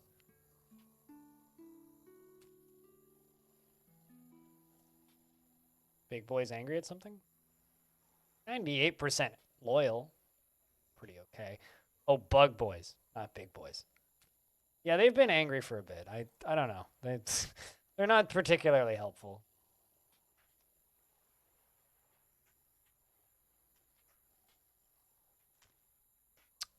I would say it's more Pharaoh than DF. It's one of those games where it's like, it's definitely coming from the same inspiration base as like Dwarf Fortress, RimWorld, and No More and all those, but it's much more of a city builder. It's much more of a...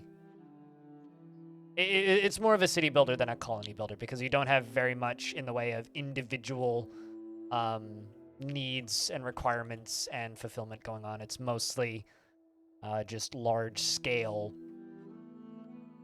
base building. Less Dwarf Fortress 2 and more RimWorld but Factorio. If that makes any sense. But if I click on the world map, this is us right here. And this is our region, which Banana was trying to coach me into teaching me how to tax people in my region. You can invade other regions. And if you zoom in and look around, not so much around here, it seems. But let's maybe go over to one of the other continents. You can see boats that actually have resources in them, that are actually moving from place to place, that are actually trading. You can see caravans that are doing the same thing, that then turn into boats when they hit water, I think. Yep. You can see other factions growing and traders moving around and weather patterns moving around. This game's cool. If you're interested in this game, I recommend trying the demo.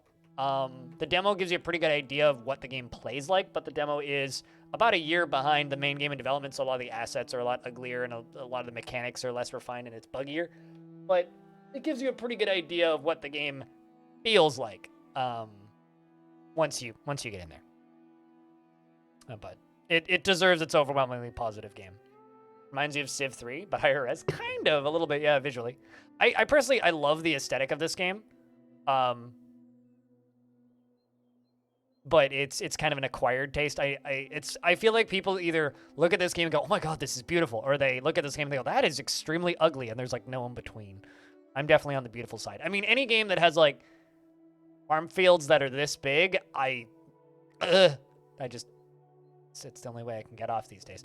But no, seriously, I love massive farm fields in games because farm fields are huge in real life, and most video games are like, yeah, it's a tiny little farm field, and that's all you need, and it drives me bonkers.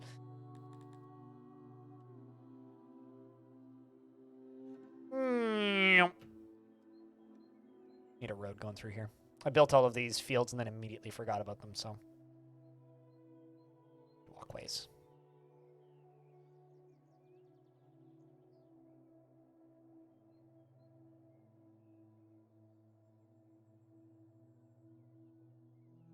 With this game, Ditiro, you're probably missing something. This game does a kind of horrible job explaining anything about itself.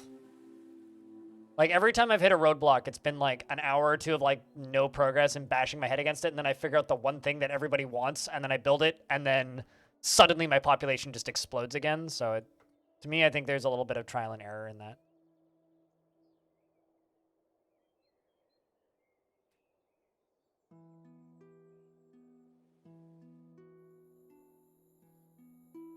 Also, yeah, if this number is red, you're gonna hit roadblocks too. Can you zoom out? If you zoom out, it turns into this screen. So this is the most you can zoom out with the graphics still on. You zoom out, it becomes this kind of overview screen, and then it becomes this screen. And then it like eventually just zooms out to here. So you can sort of zoom out, but not really. If you jump, actually here, I can just give you a link. You can take these high-res screenshots of the base.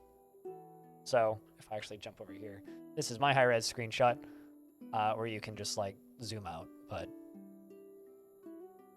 which is kind of the best that you can do, which is still pretty cool, but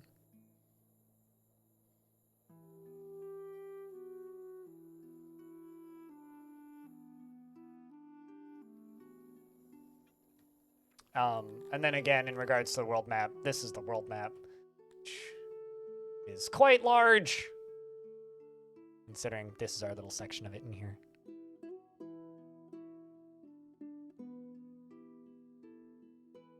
Nothing wrong with that. Although here's the thing, different species like different aesthetics, right? So if you're making super circular buildings, some species might not like it.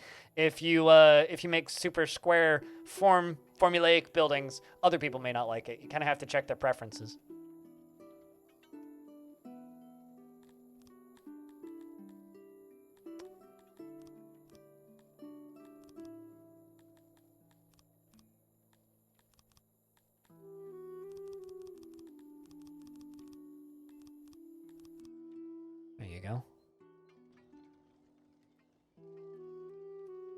More about having an organic shape.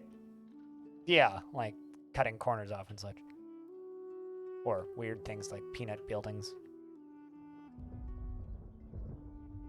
Like building around a mountain rather than rounding corners. I'd believe that. Interesting. Since other games have lost you, possibly going to have 10 plus free holiday. Like, what, days worth of holiday? I mean, give the demo for this game a shot. Like, the demo for this game's got plenty of content. Just realize that, like, the demo is a lot clunkier than the full game. Is this fantasy? Well, we have pig-like orc people, giant, like, glass, whatever the heck these guys are, dwarves, bug people, human, and elf-ish things that like to eat people. Oh, I see what you mean. COVID isolation. Yeah, that's unfortunate. Well, I mean, hey, play some video games. Play some fucking Mario Kart or something. Make the most of a crappy situation, you know what I'm saying?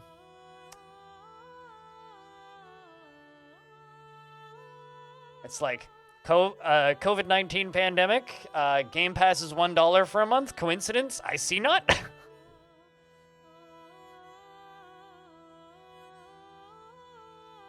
Also, Rory, pipe trains are off cooldown.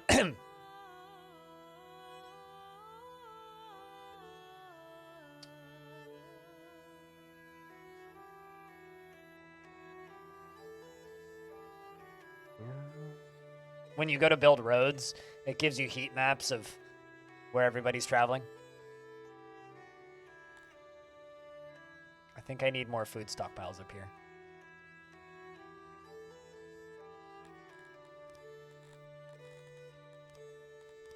Need like a transporter up here is what I need. But I can never remember where those are. Export, transport, armies, transport, that's what I need.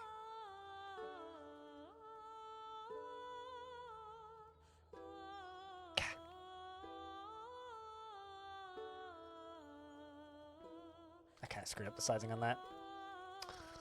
Alright, well, I guess I could put it down.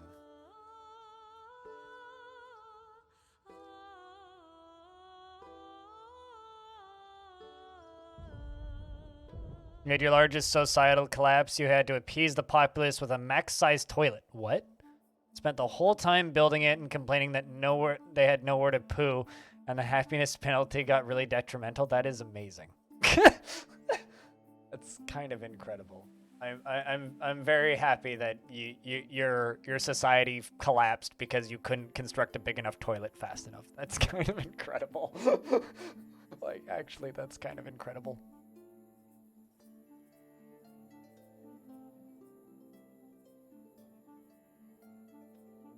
With the heat maps, you want to see the Data Nerd's dream? Actually, no, that's not the right UI. Where is the right UI? Wait until you like start digging into like individual species happiness, and like, yeah, all right, yeah, this menu. I don't even know what half of this means, but I mean, it exists for every material and produced thing. You go up here, and you right click, or you click on this, then it opens up this menu, which I sort of understand, I think.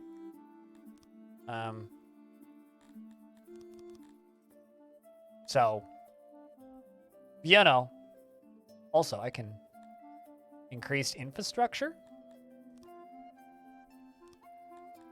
and sanitation for everybody. Okay, now I've spent too much. Gotta back out until I get more quills.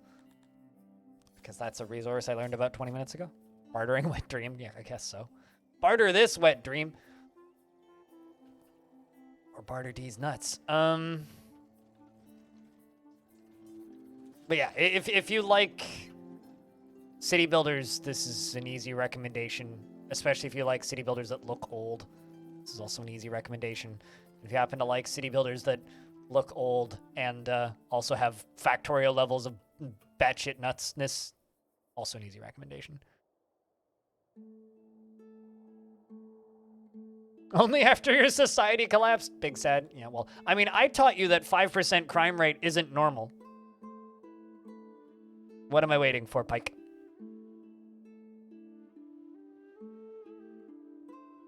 Was that a Z-level switch you just saw? No, there is no Z-levels in this game. I'm not sure what you just suspected is a Z-level switch. But don't get that excited. But we are digging underground. That's what you're wondering. I'm actually going to cancel these jobs up here. I want to make this look nicer.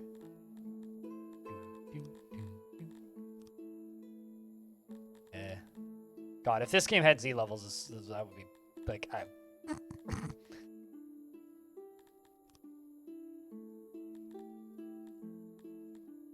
What's that cancel jobs button? Why is that a... Delete jobs, that's what I'm like.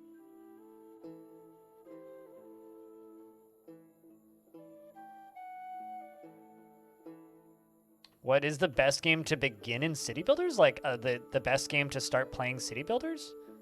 Now, when you ask that question, do you mean like historically or like currently? Like if you want to, like City Builders are generally a pretty welcoming genre. Okay, so I'm in a tough place with this because I don't like the most popular city builder, or rather, I don't consider the most popular city builder on the market to be a particularly good city builder. The most popular city builder on the market is City Skylines, which I don't think is very good. I mean, it's great, but it's not a very good city builder. It's a very good city painter. It's a lovely like city design sandbox, but as a game, I don't actually think that City Skylines is very good. Just as a management game, it's kind of boring. That's a hard question. Damn. Like if someone were to start playing City Builders right now.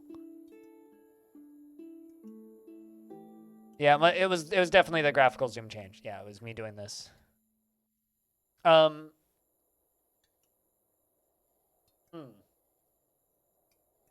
See, that's tough because like if you were saying like what is like the best traditional city builder to start playing now, I would recommend SimCity 4. Because SimCity 4 is kind of an incredible video game. Or like Pharaoh, or wait for Pharaoh HD, like that remaster of Pharaoh that's coming out. But current modern games, we're kind of starving for city builders right now. Like we live in a weird era right now where city builders are kind of hard. Like good city builders are kind of hard to come by. Like there's the City State series that has been weird and kind of neat. But currently, like we live in an era where every city builder isn't really a city builder. Well, I don't really like Tropico, so I'm not a good person to recommend. I find Tropico kind of boring. Tropico's fine, but I find Tropico kind of boring. We live in an era right now where colony builders are incredible, but city builders are not so great. So when I say the difference between a colony builder and a city builder, colony builder is like a very low population game where you have to micromanage each individual person to succeed, right? So like, you know, your Dwarf Fortress to a degree, like your Rimworlds, your Going Medievals, even that Beaver game Timberborn to a degree are kind of low population, like colony builders or town builders. Games like Endzone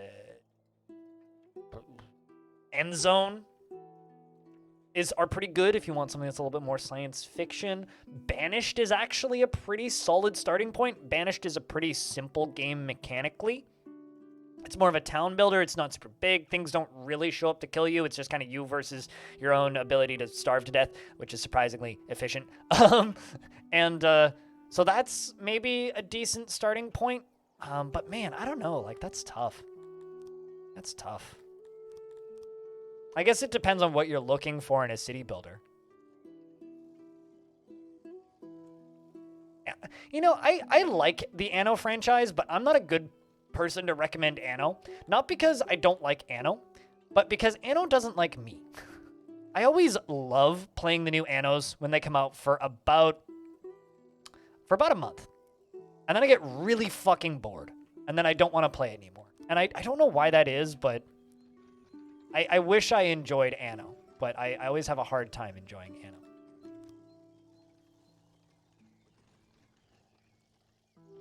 I always have a hard time enjoying Anno. And I feel like maybe it's just because it's Ubisoft related, but there's just something about them where they feel too... They try too hard to the point of just feeling generic for me in a lot of cases. I will look into Banished. Banished. I personally feel that Banished is kind of a boring game. Like if for me personally, I find Banished kind of boring, but that's because I look for a lot and I expect a lot when I play a new city builder. And Banished is a very, not simple, simple's the wrong term to use, but it's not a very complicated game. But that also, I think, makes it probably a pretty good starting point. And there is quite an active, good modding community. And it ends up on sale quite frequently. This game probably wouldn't be that bad of a spot to start either, but it's also weirdly intimidating and obtuse in a lot of ways, so I don't know if I'd recommend it. But try the demo for this thing.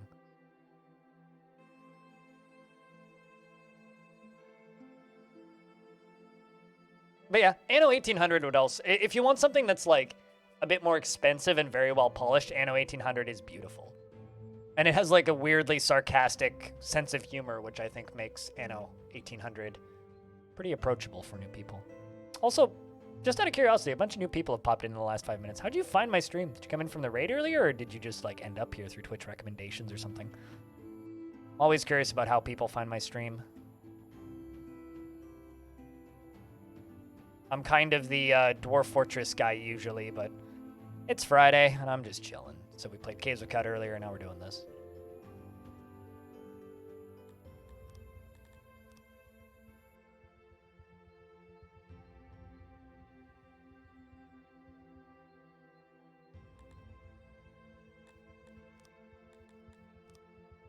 Let's also put another toilet down here.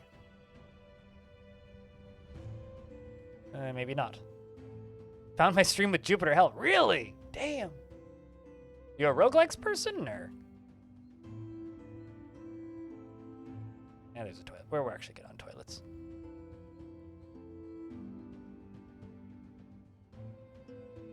Neat. FG's auto host. FG rated me earlier today. Which is very nice of her. Auto hosts don't show up on the channel page anymore, unfortunately, so it's almost impossible to find people through auto hosts these days. But me and FG started Halcyon Frequency, the stream team, together, so every now and again you'll end up on my channel through FG's channel. Dig into mountain because I'm pretty sure they can't actually get to that door.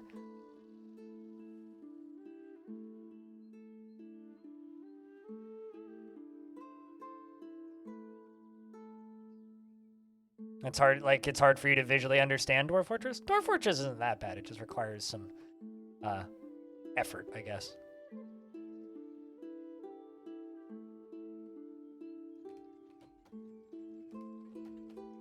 It's actually kind of funny. I've had some people on YouTube commenting that this game is harder to follow than Dwarf Fortress, which I think is incredible.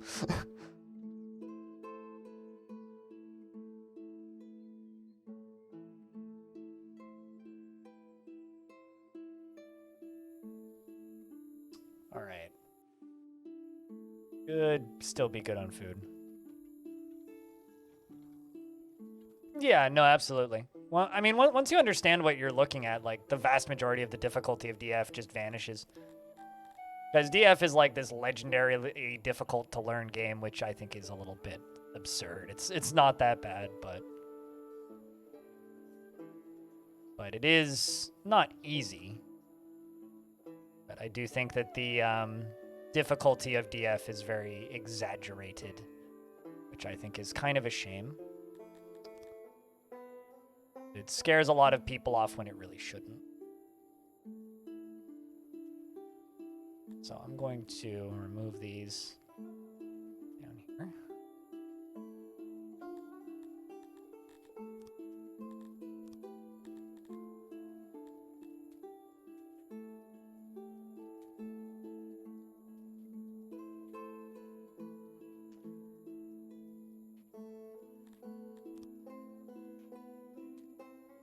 It's damn near impossible in ASCII. Well, fortunately, we're not in ASCII.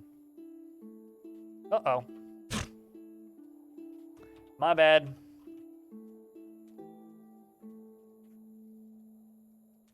That was not intended. I was aiming for this other person. Oop.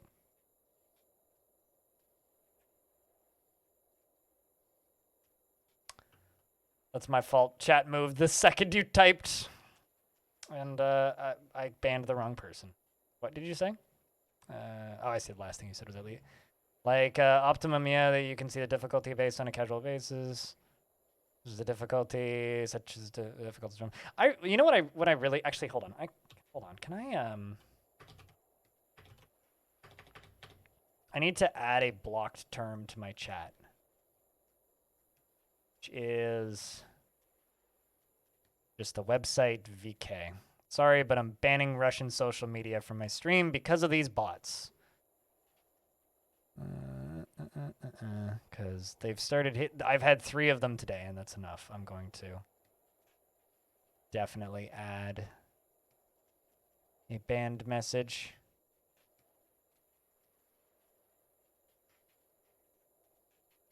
Theoretically, they shouldn't be able to post that particular link.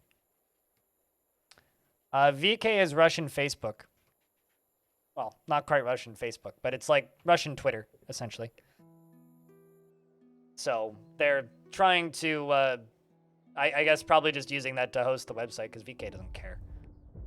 I haven't actually clicked on it, but it's just, it's Russian social media. But in this instance made me accidentally ban Pike. Which I feel bad for, sorry. It's actually the second time I've done that this week. Accidentally banned the wrong person because I was aiming for a bot.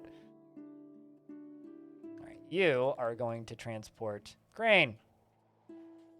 And your destination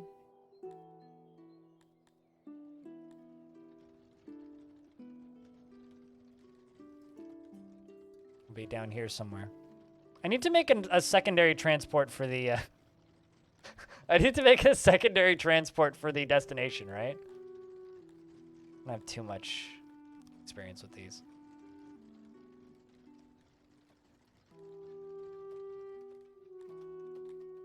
Bonk. Maybe not 42. 12, definitely.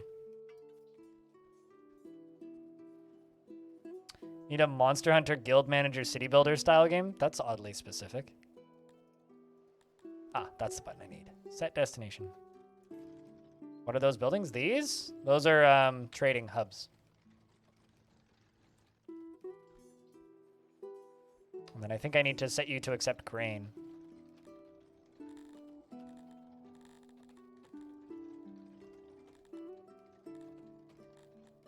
Which I have to lean forward and squint at still to be able to see. These? Because they're not. They're 1, 2, 3, 4 of them.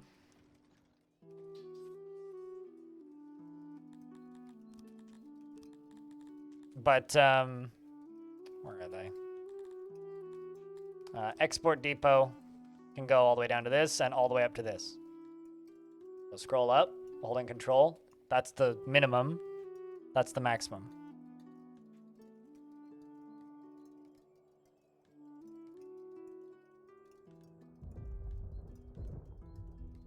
So you didn't scroll up enough. Look at, I love that they fill up the little wagons with the little donkeys pulling them. They're like furniture? Yeah, you get it. They're like furniture or janitor's office.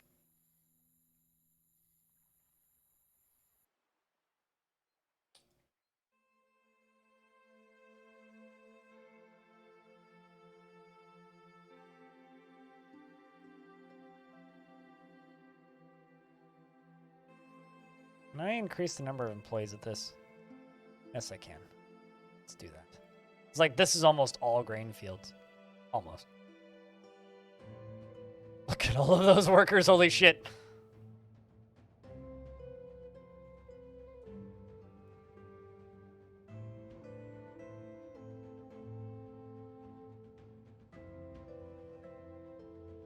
But yeah, they fill up the little wagons and then they transport.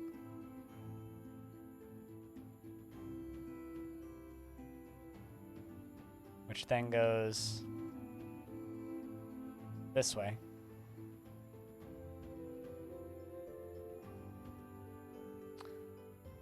That means you can put them in your warehouse? Oh, interesting. Has it been an hour? Yes, it has been an hour. In fact, it's been an hour and 12 minutes. I definitely didn't set a timer.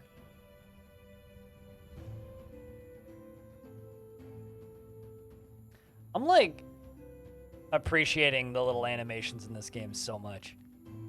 Like, I love the way the little wagons look. It's an awesome animation.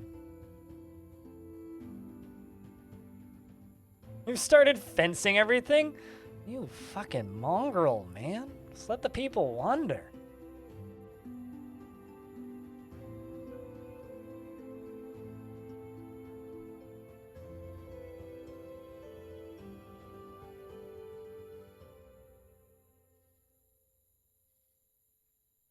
You know, it's kind of funny. When Factorio first blew up and everybody's like, oh my god, this game's so great, I was like, what if, like, instead of, like, Factorio being a factory game, they made a city builder that was like that? Here it is. Makes me so happy.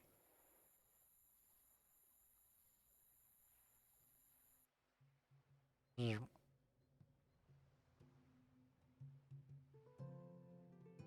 at all that bread we suddenly have. Excellent. Alcohol is also starting to climb. All because of all these grain fields.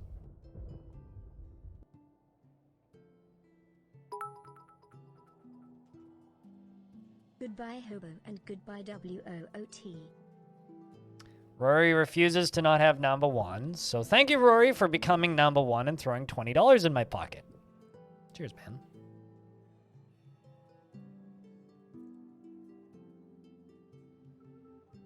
You want your songs of six to be to be off. About the time your dwarves made it off the planet, but like, what? But thank you very much, Rory, for the $20. And rip Hobo, and I guess rip Root Woot Woot too. Because Rory number one.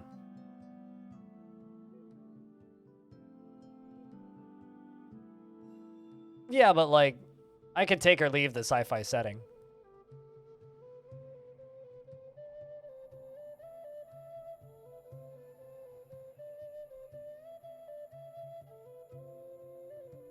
It's a lot of grain.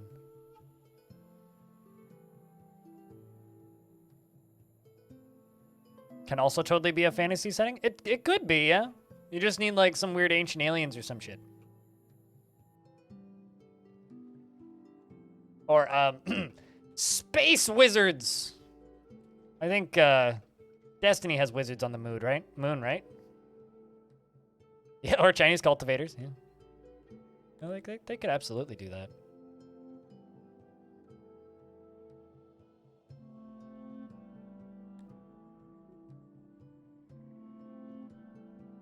Or just like, you know, Thor basically is space, right? Like Norse mythology kind of does that a little bit.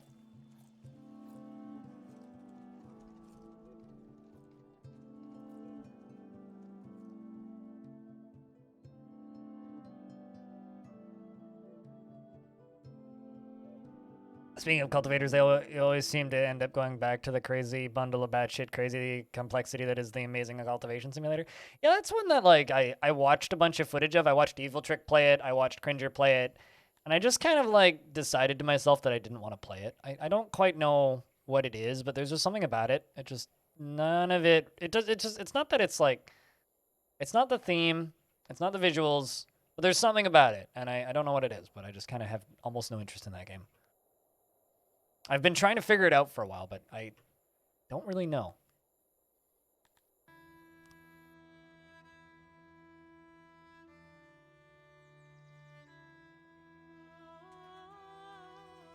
I think we need more housing.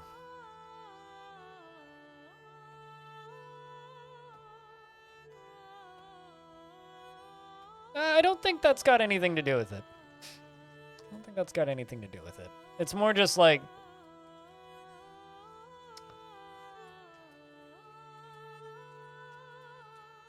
Yeah, I don't know. I don't... rather than explaining myself for the next 20 minutes, I'll just kind of leave it at what I said.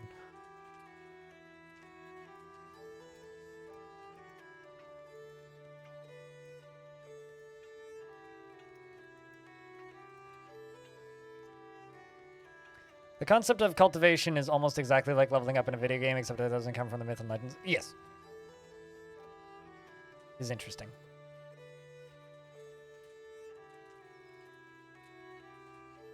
One who kept complaining about his disciples having heart attacks when he had one bad bedroom. I mean, that's a tutorialization issue at that point, but I don't know. I mean, I've played a lot of Colony games, and there are certain things that just don't interest me. And if you don't manage to both interest and entertain my brain, I don't want to play it.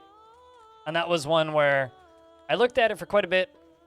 I watched quite a bit of it, and it's even people who'd like figured it out. I definitely watched some people who hadn't figured it out, but I watched enough people who'd figured it out that it was kind of just kind of made the decision to not.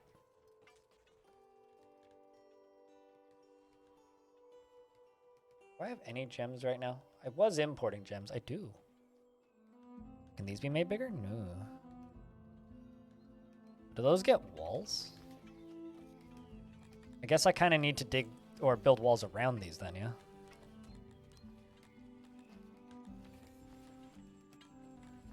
But yeah, I don't want to just like talk shit about a game that I don't own, but like just kind of nothing about it really grabbed me. Not the game's fault, it's more me. Like I have to choose where I put my time, and that one just wasn't super high on the priority list. Yeah, I played a little bit of it. It was neat, the little bit that I played of it. I played it once on launch day, and I was like, I'm gonna wait a year and then come back for Lords and Villians, which is kind of what I was actually like with this game. I played this game right when it launched into early access, and I was like, which was at the beginning of 2021 was when it launched? When did I, hold on, let me check. But yeah, I played this game right when it launched into early access, and then I didn't touch it for like a year.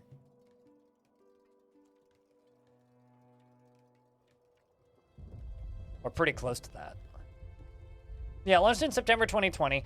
I got this game in December 2020 and played it early 2020 and then didn't touch it again until like less than a month ago. So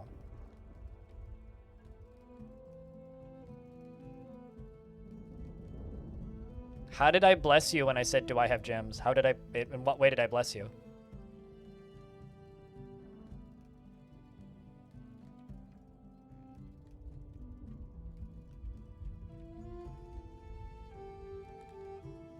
Oh, I see. It's because you found a region with 100% gem taxing. Interesting.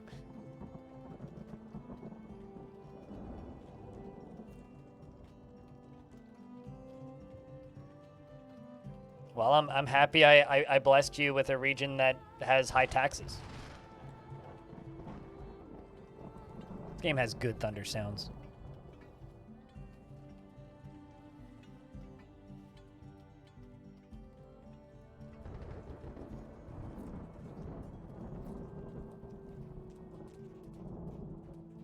Right, I need transport for you.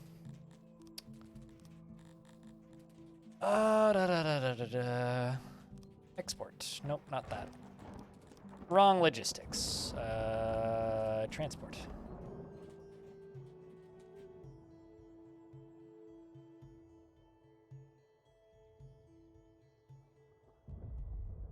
It's weird that these don't get jobs given to them. But yeah, so my opinion of Lords and Villians is that's a neat game, but needs more time in the oven before I really go back to it.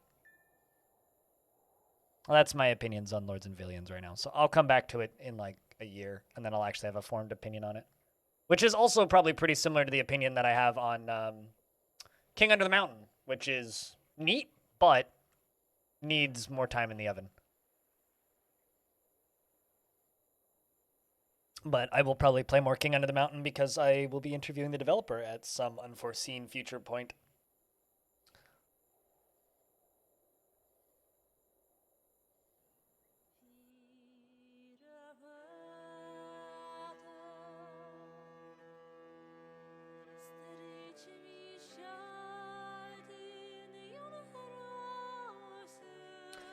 For the indirect management part, they give you money to the peeps and they decide how to spend.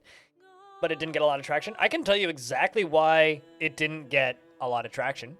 The name of it is horrible. Like, I can... Like, fact. Like, the reason nobody bought Lords and Billions is it took me, like, a week of reading the name of it pre-release to realize it was called Lords and Villains and not Lords and Villains. Like, if they just called it Lords and Villains and actually, like, promoted what it was, because, like, these screenshots, like, this game doesn't sell itself very well. That's the problem with it. Like, it doesn't sell itself particularly well. It just looks like RimWorld when you look at the screenshots. They don't explain to you that, no, this isn't RimWorld. This is a production line, like, town governing simulator. It's not like a RimWorld. And everybody looks at this and they go, oh, it's a RimWorld clone, and then they forget about it. So I think that it's a very difficult game for them to market, but I think it'll do all right. I mean, it is doing all right. It's a little slow, but it is doing all right. And I think this is one that'll slowly grow with its community. Like, if you actually, like, look at the people who are playing this, they all have a lot of time in it. And I played a little bit of it. I played, like, 4 hours of it. But, like, I do think that there is a thing here. It's just a matter of them marketing it.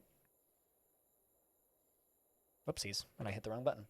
Need to be tweaked because it was too hard to make sure everyone has money. Oh no, absolutely. Like, it's very unfinished too, which I don't think is doing it any credit. But like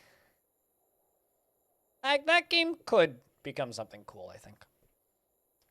Just like but Songs of Six also didn't do well initially. I mean, the first like 6 months Songs of Six was out, it didn't have very many reviews, and now look at it.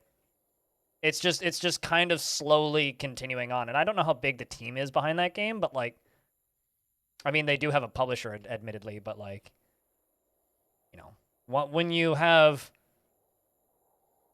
a community that plays your game a lot and they're telling their friends, eventually more people buy it. And I don't know why I keep switching to my camera screen because I don't have that scene set up, but I apparently can't remember my own hotkeys. So. But I do think that the behind-the-scenes stuff in Lords and Villains is pretty neat. Or the indirect management stuff in Lords and Villains is pretty neat. And it's also nice to play a colony builder that doesn't immediately try and kill you. Which so many of them do. And I don't think that's a positive. I don't think like the RimWorld style of, let's just fucking murder the player isn't particularly fun. Like, I don't enjoy it in RimWorld, and I don't enjoy it in other games either. It's like, I guess it's probably good for streamers to play your game, but like, as somebody who likes to play games, I like to play games and learn games. I don't like to, unless it's a game that's designed to be like a difficult game from the get-go. If that's all that you're there to do is kill me as a player, then I'm like not actually that interested in playing your video game. All right, so I need to build living spaces. These are how big?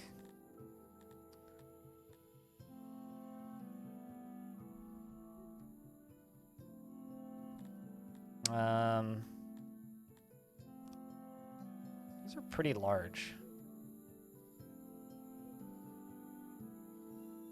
They don't build walls around these, so I have to build walls around them, which is a little bit perplexing.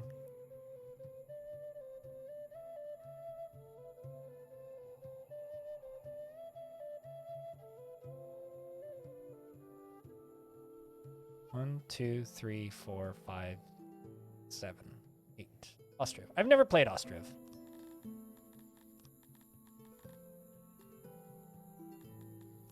I don't know if I would recommend an unfinished game though. That's the reason I didn't mention Ostriv, is because I don't know if I'd recommend an unfinished game. If you're gonna recommend a game to somebody, especially somebody who's never played a specific genre before, recommend finished games. But that's just my opinion. That seems to be the right size.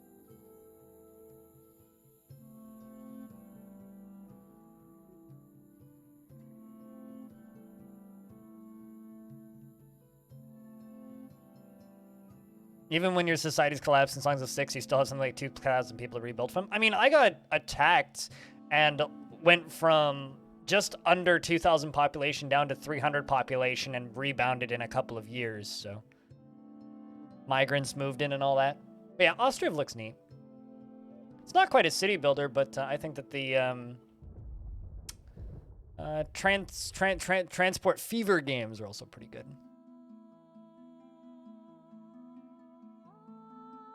There goes the underground highway that we're slowly digging out. Slowly digging out.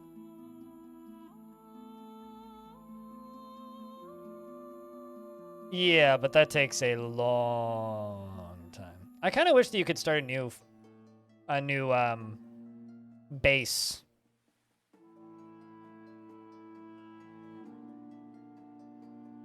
In the same region, but, you know, kind of like in the dwarfy way. Like, I would love to retire this city right here, and then start a city like, I don't know, up here or something, or over here or something, you know? I wish that if this game added that mechanic, I would fall in love with this game, because I get so attached to generated worlds.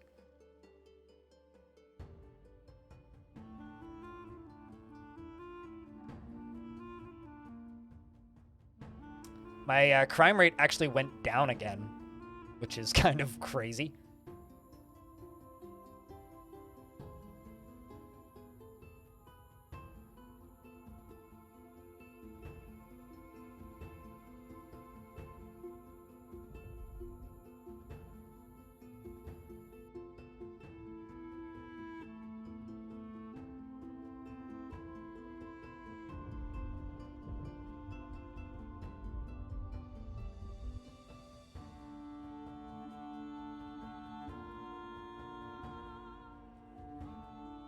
Heaven for DMD such campaigns and such? Nah, that's Dwarf Fortress.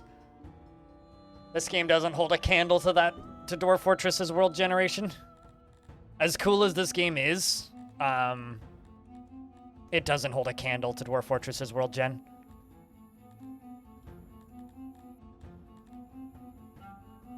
But then again, nothing does. Like, not even remotely close. It's not even a fair contest. But, the city map? Oh, the city maps? I mean, the player-built ones, maybe. But then again, then you're not generating anything. But yeah, you could absolutely, like, just overlay a grid on, the city map and use that as a D&D campaign.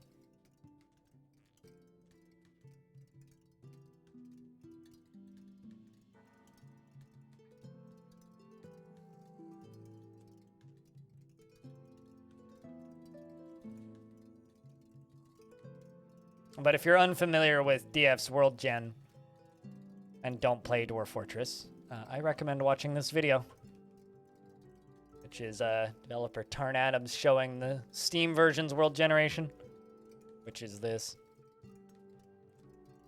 Because this shit's so fucking good. I can't wait. I can't wait. I can't wait. Just look at that. It's beautiful. Lord.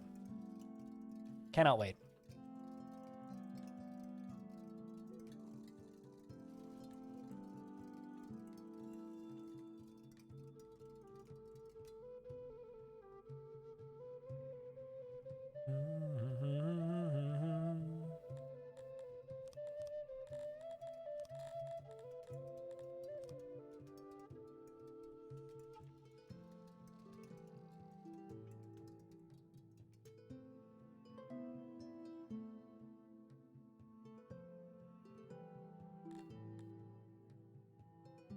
Mining takes 1,000 years in this goddamn game. You could just export the dwarf name generator and use that for NPC names? What, in Dwarf Fort? I mean, I think Dwarf Fortress's name generator is the least interesting part of its generator. It's the history generator that's interesting. In fact, I would actually say that the name generator could use some upgrades even.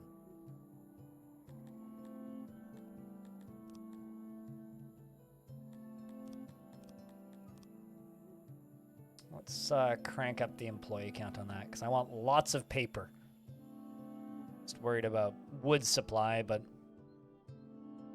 it's not actually using that much.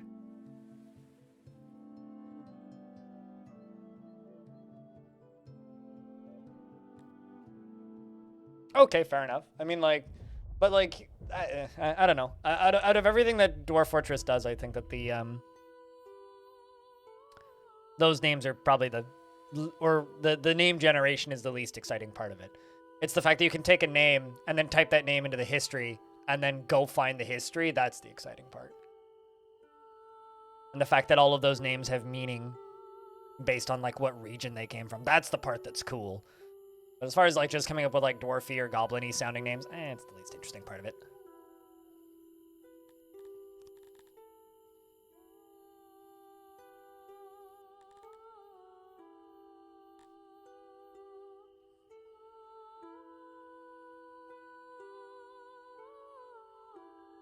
But the fact that it's clockwork systems on clockwork systems on clockwork systems on clockwork systems is exciting. You use legends when your players ask you something about your world that you didn't prep. I've been told that my older sister, after Christmas 2 years ago when I taught her the basics of Dwarf Fortress, now uses Dwarf Fortress to generate world maps and then exports those world maps, traces them, and then prints them out as her world maps, and then uses the names of cities and major locations for her campaigns.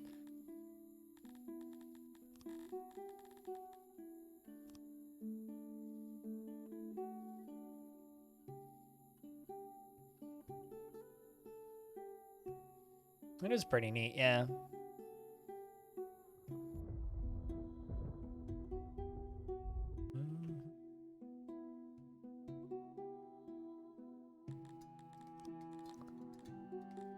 Let's go to Chambers.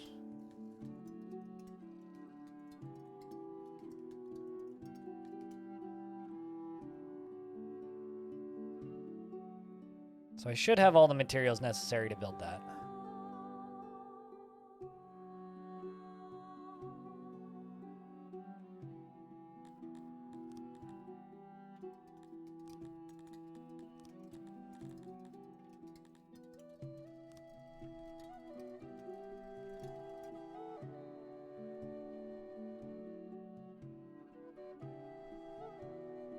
So these are nicer bed chambers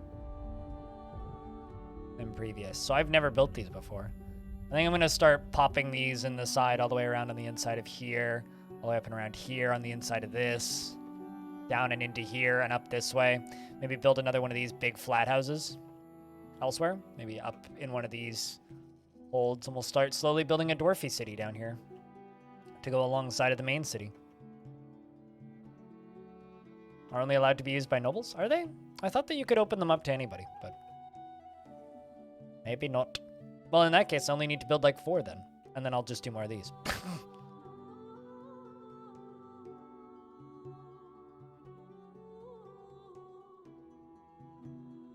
We'll find out once I fiddle with it. Can't say for sure until I look at the innards UI.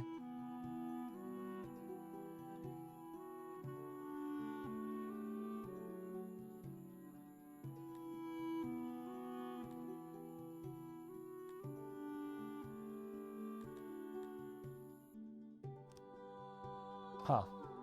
An interesting button.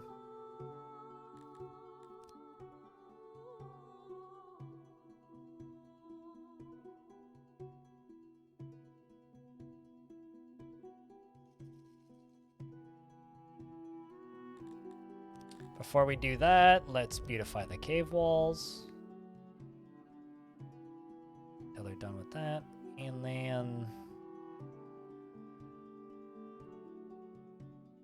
I mean, I guess I could just put it up there. It doesn't actually matter all that much.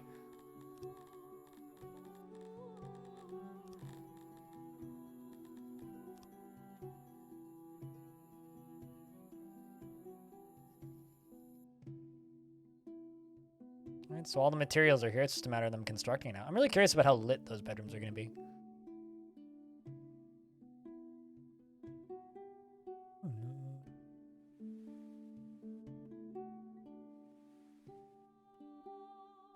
Those statues, what are they putting in there? It's a little gaudy.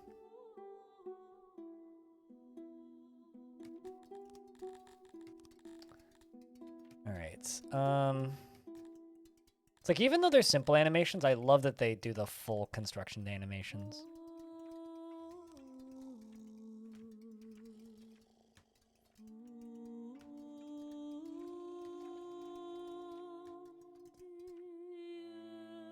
Currently available service is 1. No one's actually using those right now.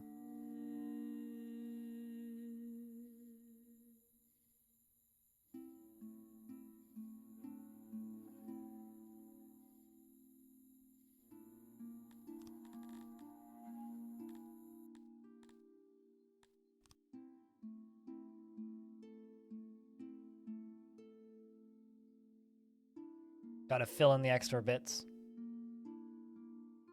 Ball Sweat is a valid city name in DF. That is true. So is Bulbasaur.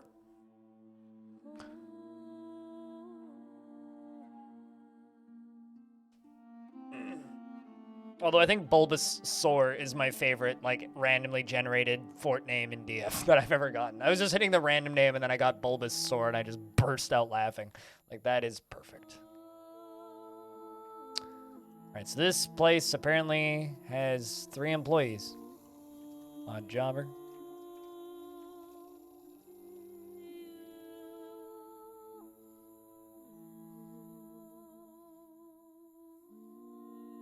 I like that the bedroom doesn't quite have 100% isolation, so you can still hear noises coming from in there.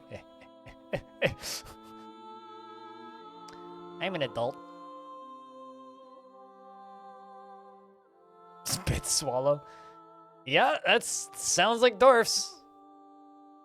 So I'm saying that the name generator is not necessarily the most interesting part of that.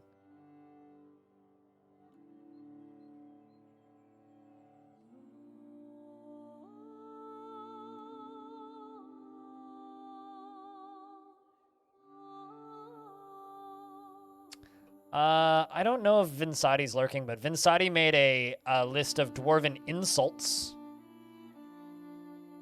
including one that literally translates to has a cloud of cats following them, thus clogging the pathways.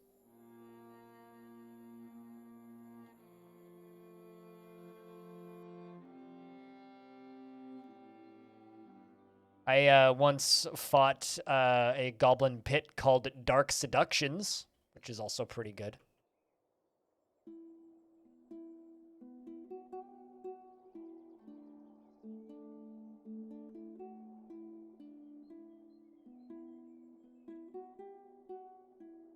Yeah, a lot of Dwarf Fortress names kind of ride a fine line between absolutely horrendous and hilariously perfect.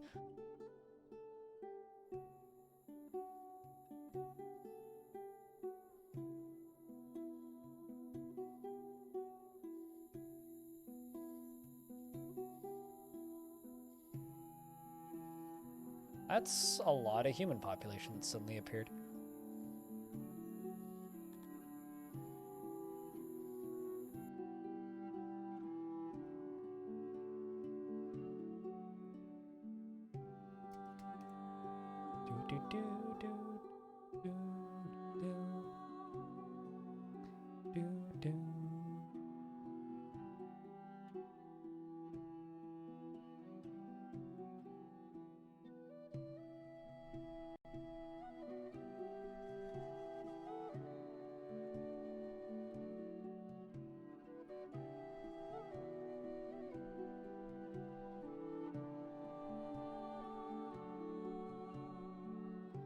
Man, I'm tired today. I'm having such a hard time keeping conversations going. I'm just tired. It's been a long month, chat room. It's been a long month. Well, that's something I never expected to see. I've just been offered a sponsorship that I won't take because I literally can't. I just got offered a sponsorship to play a game called Sharknado VR. I don't have a VR headset, so I wouldn't be able to play it even if I wanted to, but that's funny. No, it doesn't. Right now. It does not have Z levels. Doesn't really need them, though.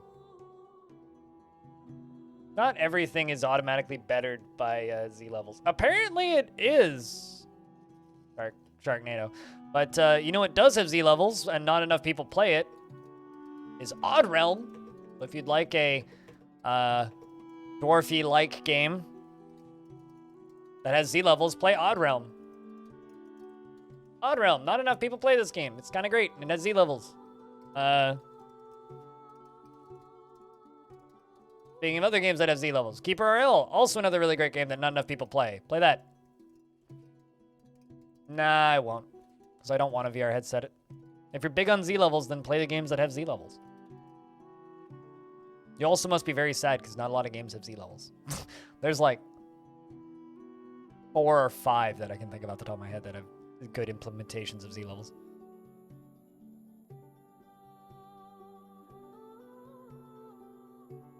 But no, Z levels wouldn't actually improve this game in any way. This game doesn't need it.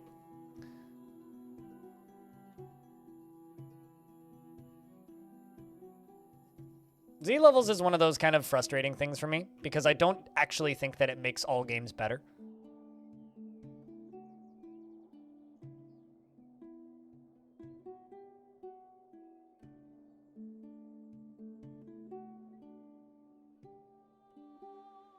But a lot of people like will refuse to play games like this if they don't have Z levels, which I think is kind of sad. It makes them exponentially more complex. And difficult to develop for. Is what it really does.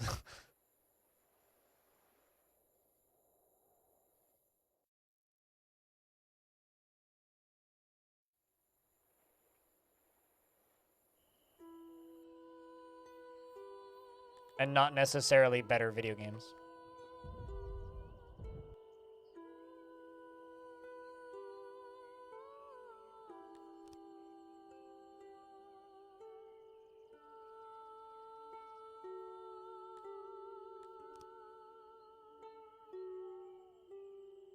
There we go. Well, we've got plenty of grain now, meaning I can probably crank up the amount of brewing that we're doing. Question is, what do the breweries need? They need more pottery. Okay, how much clay do I have? Not much clay. Let's crank up the clay production.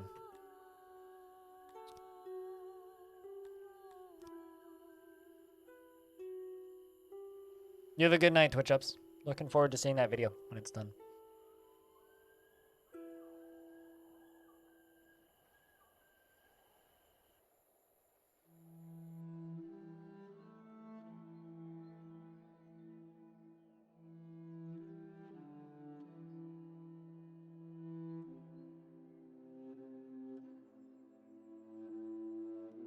But yeah, in regards to Z levels is just one of those questions that the more people ask it, the more I roll my eyes at it because it doesn't actually improve most games and just makes games exponentially more expensive and difficult to develop for. And I would rather there be more interesting games that exist than games that fail because they run out of money and development time and budget.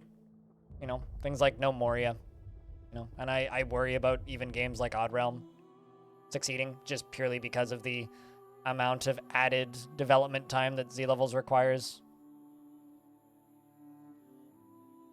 versus a game like this where because it doesn't have that extra development time, it puts out massive patches every month. What's a Z level? A Z level is when you have multiple maps like this stacked on top of each other to make a 3D world instead of a 2D world. So Dwarf Fortress has Z levels, for example. Or Going Medieval is a game that has Z levels, whereas RimWorld is a game that doesn't. It makes the creativity possibility space exponentially higher, but also makes the game exponentially more difficult to develop.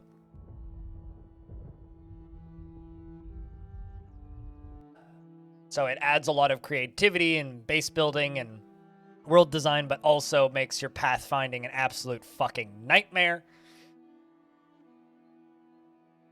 You know? I think that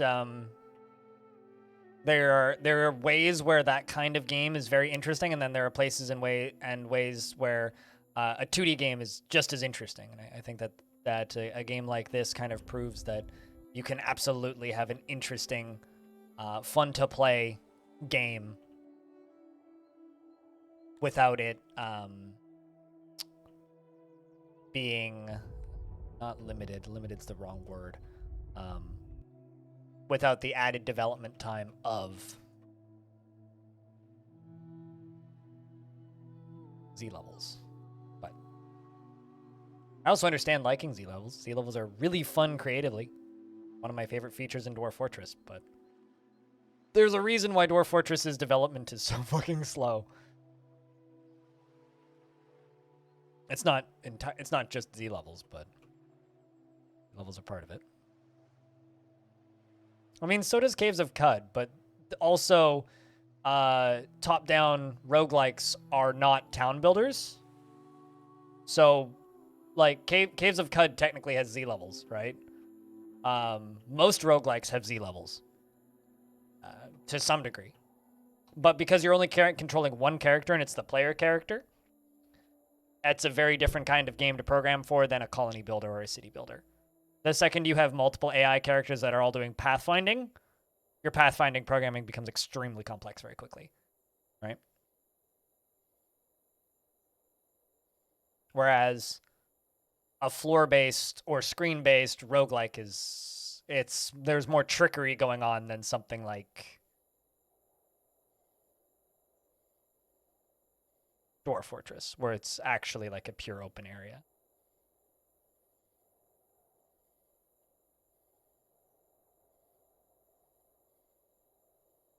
DF Workshop has a bed above the primary employee as well as a staircase leading to the hall below. What, in DF? Yeah, I mean, those are things that you can do in Dwarf Fortress. But Dwarf Fortress also runs like ass, and everybody complains about it being unplayably laggy. It's like, well, part of the reason for that is the fact that it has Z levels. Not that I think that it's actually a problem. I think the game plays flawlessly well before it is, but...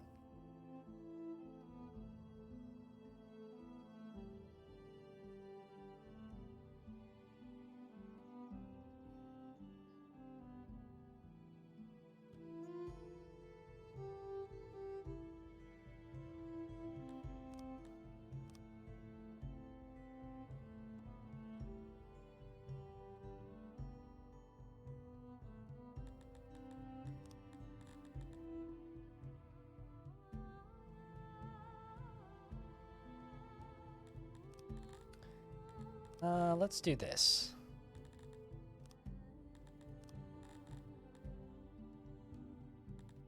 Dig into mountain. Let's dig out an area. Maybe not quite that big. Let's do about that big. We're gonna make this into more apartments.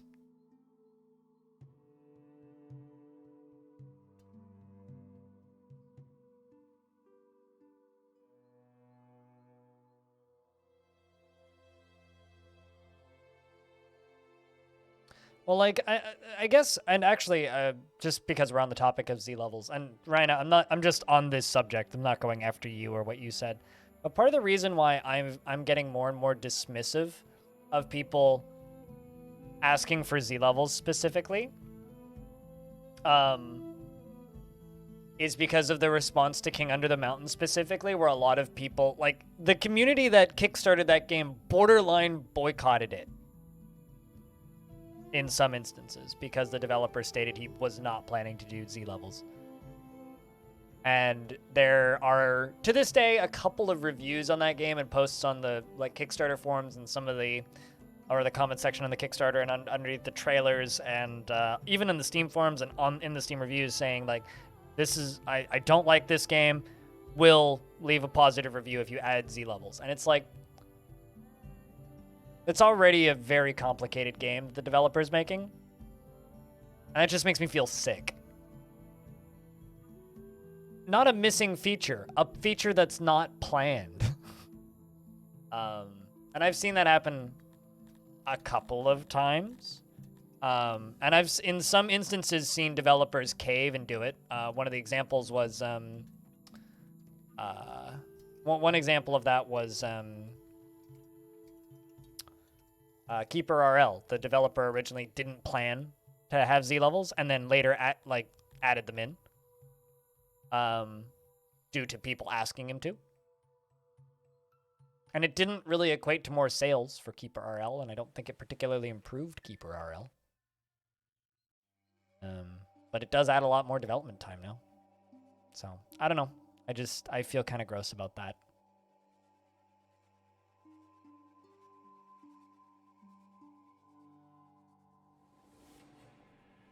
And if I see that sort of thing happen frequently, I start to get kind of dismissive of it. I'm really enjoying this game. I was a little iffy on it when I first played it, Nano. But that's just because of some weird issues I was having with it crashing, but it seems to be super stable now. Is Z levels necessary? For a certain type of game, yeah, but a lot of games don't need to be that certain type of game. Sorry, what the fuck? Why did Baldur's Gate Dark Alliance just come out on Steam? What planet are we in? That's weird. Okay.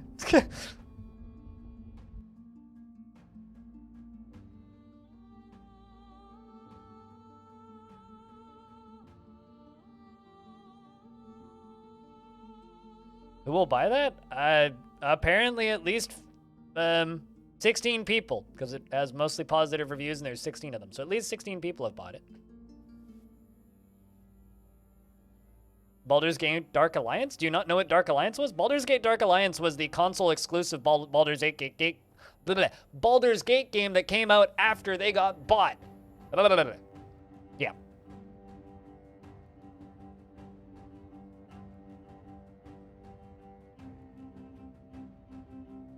Was even more of a nerd fantasy than you remember. Good stuff. Also, hi, how are you? Paranoid.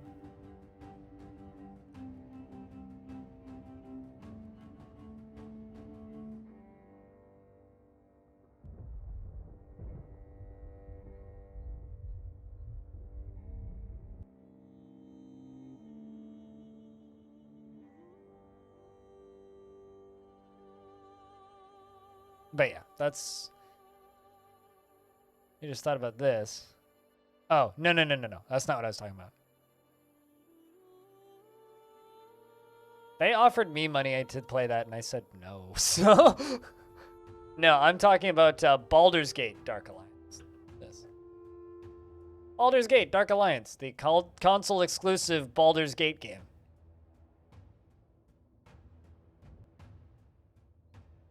This.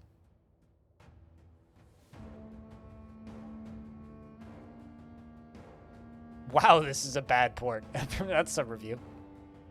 So.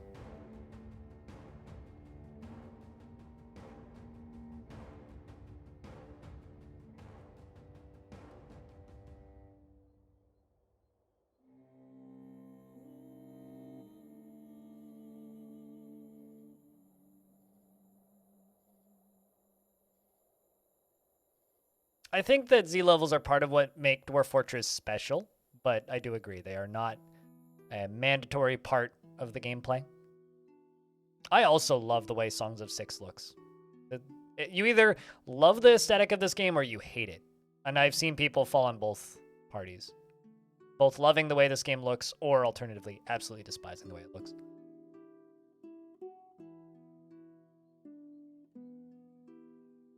All right, so let's...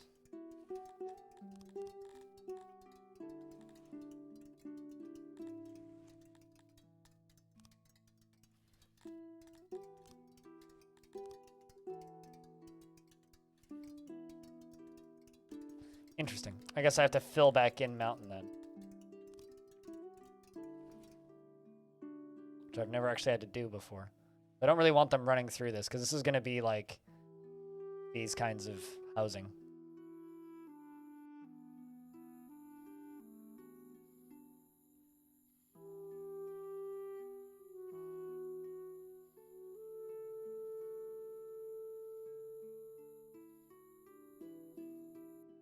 The way the lights glow in this game are super cozy. Also, a nice thing about this game is that you can slow it down to the slowest of slow speeds, which is actually really, really slow.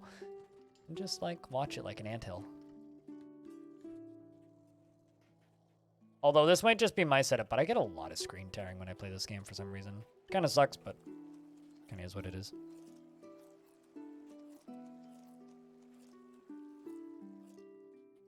Yeah, that's a big city, and it's going to get a lot bigger. That's it currently. All of those little blue dots are people. Actively going about doing their jobs, working in the fields. If you pop on the Discord and go into off topic, I posted a screenshot of this city from like an hour ago. Some additions have already been made, but...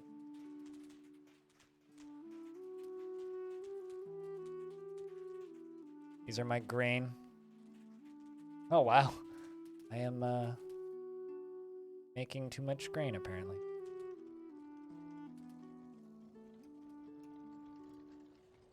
Or rather, I don't have any space for any more grains. So, time to increase the number of people working at my bakeries.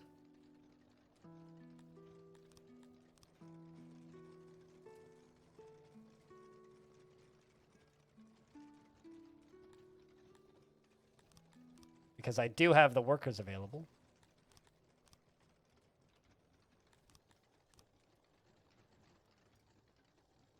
And I guess also start selling grain.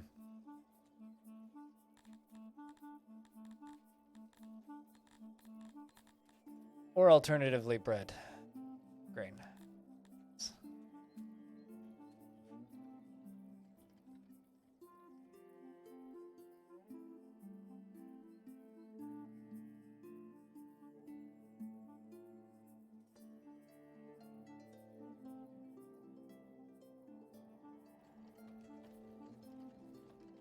Still missing pottery. Clay pit isn't producing enough clay.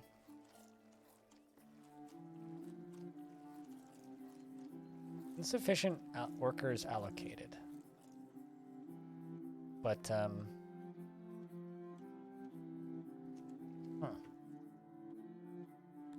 think something I'm going to do. I'm going to do this.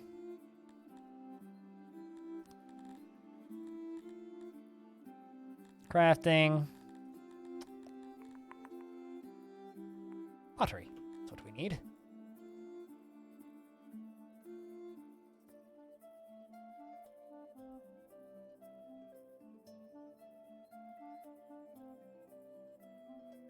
Since we got the edge of this mountain here, might as well use it.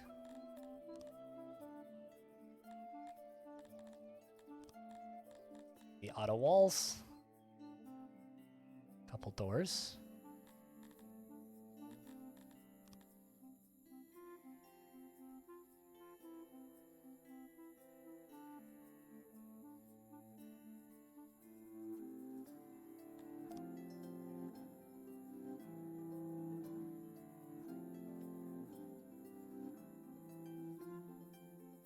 And there we go. Built that. This will be a new pottery shop, so they can just bring the clay from here to here and just make pots real fast. That'll take up a bunch of jobs and speed the process up.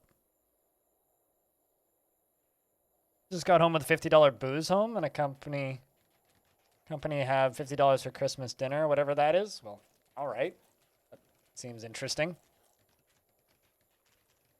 But yeah, the population of this city right now, Nano, is 3,200 up in the top left.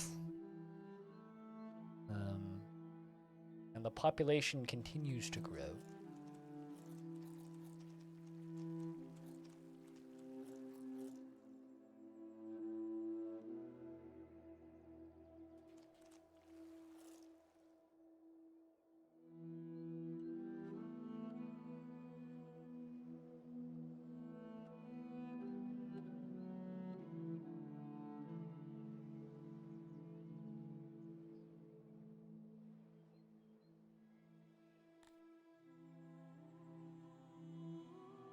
It's 22.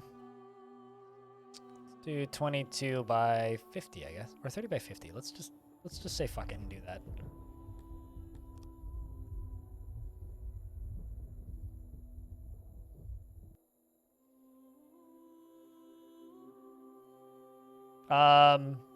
This game the last major unlock for your throne is when you hit 12,000 people, so we're not even halfway there. Hey, Pack, how's things?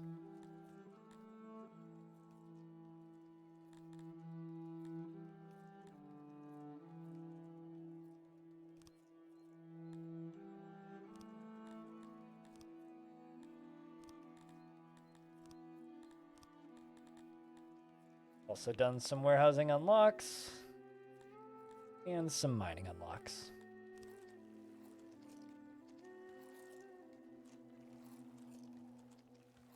But you want to know what's weird? This game runs in Java. I don't know why that weirds me the hell out, but it does. It's like, when I first installed this game back when I first bought it, the icon for it when you launched it was just like the default, like, ancient history Java icon. Which is just like, it's super weird. It's like, you have to install Java to play this game. I was like, sorry, what?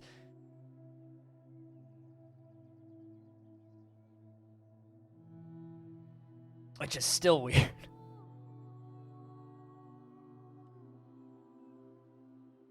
It's like there's two games that have really confused me when I've installed them in the past few years. It's this one with its like the fact that it's Java, and City State because it runs in HTML, which is so strange. It's like I'm playing a city builder that runs in HTML. What's happening? Also, a really good city builder that runs in HTML. What the fuck is happening? I know, but it's just it's out of the norm, you know? It's like when you launch a game and you realize it's running in its own engine. You often feel like Java games have a very devoted dev. I feel like if a game gets made in Java, it generally means that the developer is very devoted because they probably learned Java for a day job and really wanted to make video games. Because if you want to make video games, you don't learn Java, right? If you want video games, you learn C. C# or C. Or C++, right? If you want to make a game, you don't learn Java. If you end up working in the nightmarish endless pit of web development, then you already know Java. So you're working in the endless pit of web development, and you really want to make a video game, and then you go make a it's like I don't know. It's neat. But it does make sense. Although Minecraft is kind of from another era.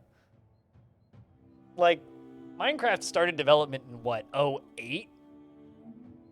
Java was a lot more widely used back then. And also Star Sector is pretty old too these days. Like, man, that game the first time I played Star Sector was back when it was called Starfarer, and that was a very long time ago. But do you guys agree with what I'm saying at all with that statement? Like you know, if you want to make a game, you don't learn Java, you learn something else? Or am I just like full of my own shit here?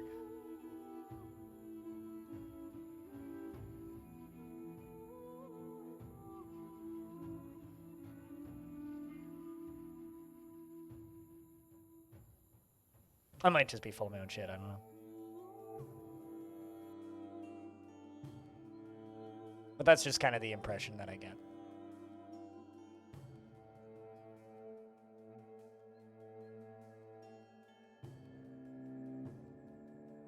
Or just don't learn any scripting languages next to, and then just steal other people's code and buy assets and put them into Unity and go, I made a video game! That's the best way to make a video game, right?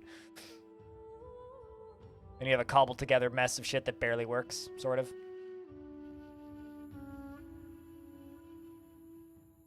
If you don't care to get a job in the games industry, I mean, a lot of indie devs technically don't have a job in the games industry. They just made a game. Which, technically, I'm in the games industry and I don't have a job in the games industry. I just started streaming and a couple of years later, here I am. Yeah, I'm agreeing with you. So.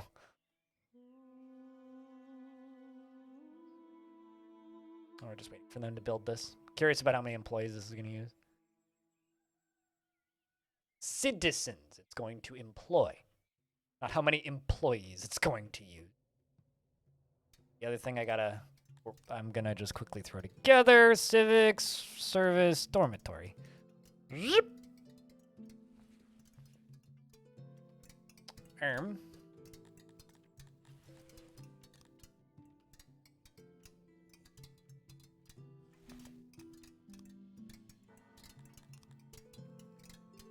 Nope, that's actually the wrong thing. I wanted flat houses. Actually, no. Before I do flat houses, I need to do something else. Beautify cave wall, which I could just do this first, but.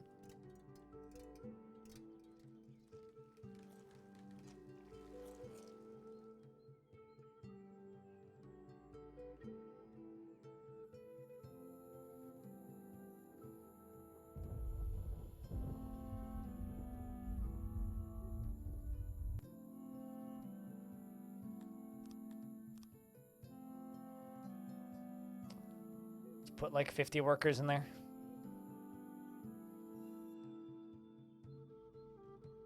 Flat F-L-A-T, not F-R-A-T. I wonder if Java has an advantage over C# when you want your game on multiple platforms. No idea. I don't know anything about how to program a video game.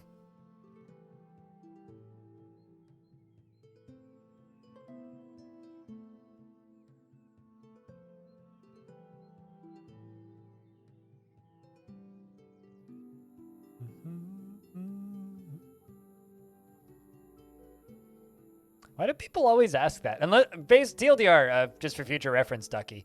If I'm playing Dwarf Fortress, I'm listening to weird noise generators. Anything else, it's the game's soundtrack. If the game has a soundtrack, I'm listening to the game's soundtrack. And yes, this is the game's soundtrack.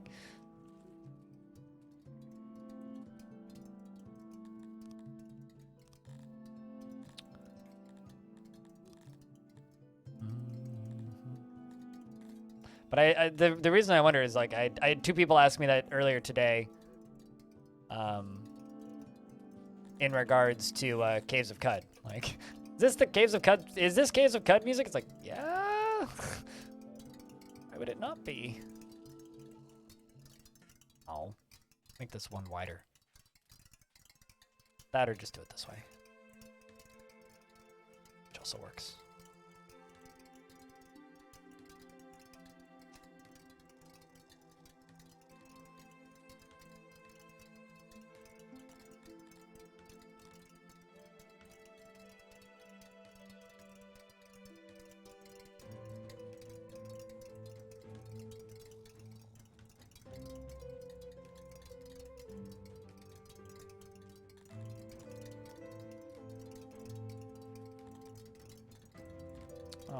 Knickknacks. That's all that you need, and then carpets for beautification.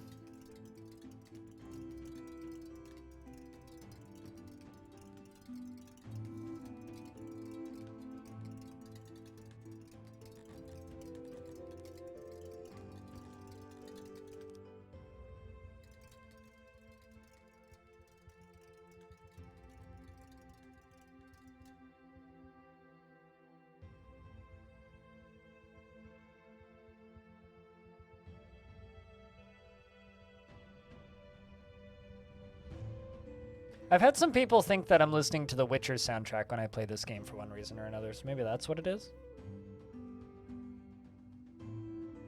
Because there are some tunes in this that do sound pretty reminiscent. Also, am I exporting pottery? I need to check. Oh, that's something I need to stop exporting.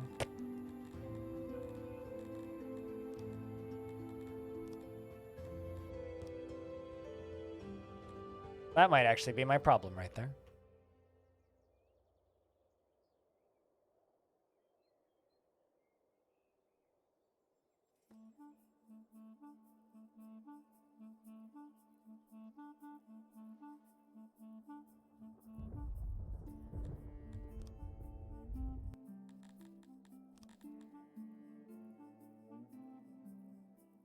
That's why I can't make alcohol, because I'm exporting all of my pottery. Would do it.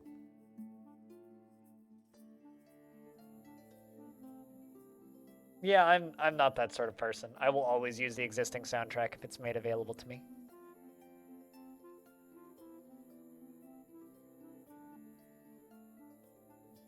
Yeah, quite literally.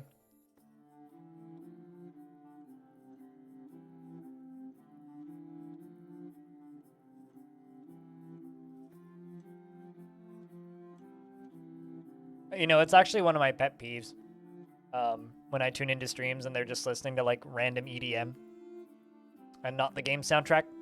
It's like I never, ever, ever, ever, ever, ever, ever want to tune into a stream and just hear random ass EDM. It's like one of my biggest pet peeves.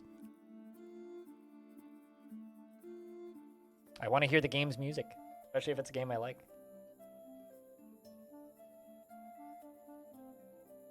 Unless, like, the game's soundtrack is terrible. In case, yeah, then I don't want to hear it. In which case, then I will probably just stop playing the game. The game does not have music? Then I will bitch, moan, and complain and put on a noise generator, like Dwarf Fortress. Or rather, Dwarf Fortress has music, but it has one sound. It has one track, and it doesn't last very long. I mean, there isn't any other City Builder soundtrack outside of the SimCity 4 and SimCity 3 soundtracks, so that's understandable. I used to do that with City Skylines too.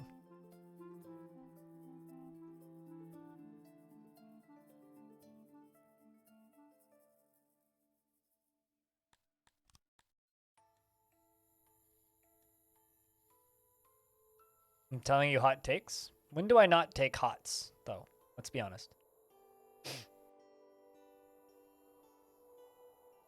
I always take the hottest.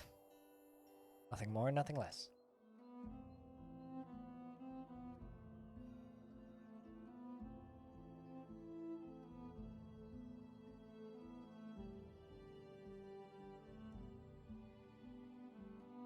Yeah, I can't take cold. I only take hot.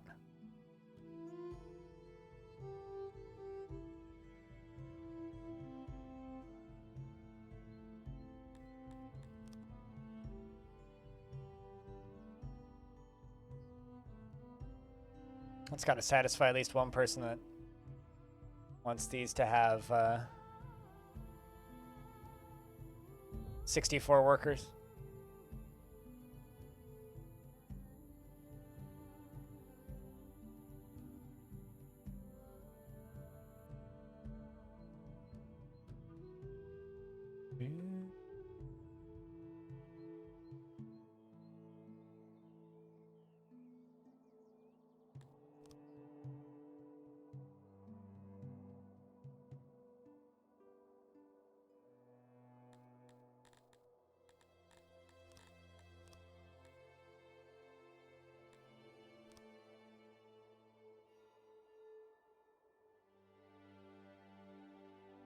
There we go. I think I finally balanced my booze. Come. Because this actually has enough for this now. Cool.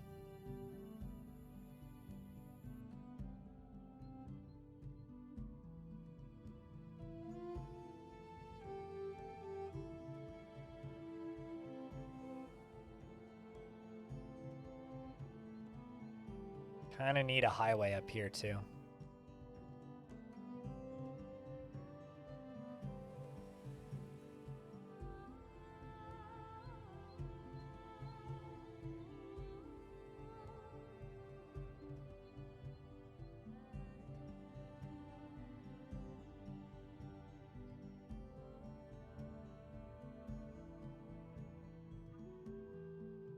Yeah, this stream needs more ice so that I stop throwing hot takes around.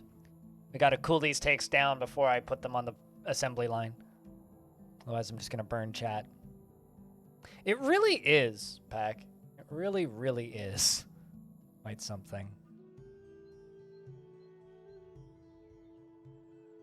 But, chat room, like I mentioned kind of earlier, I'm having a hard time kind of keeping coherent thoughts coherent. But we've made a decent amount of progress. We got from about 2,000 people up to just over 3,000. Built some big-ass libraries and a new paper maker. If you want to check this game out, Pack, try the demo. Because the demo will give you a very good kind of impression of the mechanics of the game.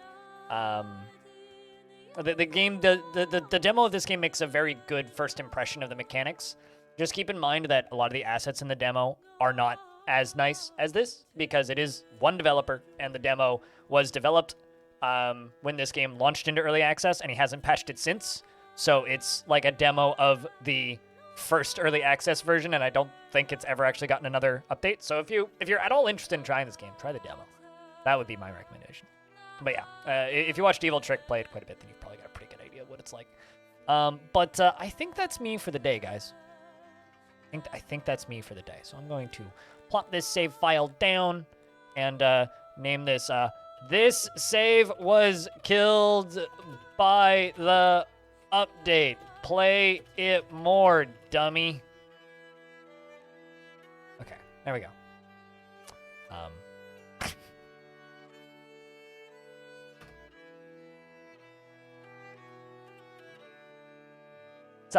So my brain's starting to shut off, and I think I need to go for a walk or something. Get out. It's not so much that I need sleep. It's more of I need to just get out of the house for a bit. I legit have left my house twice this month. Once to go grocery shopping.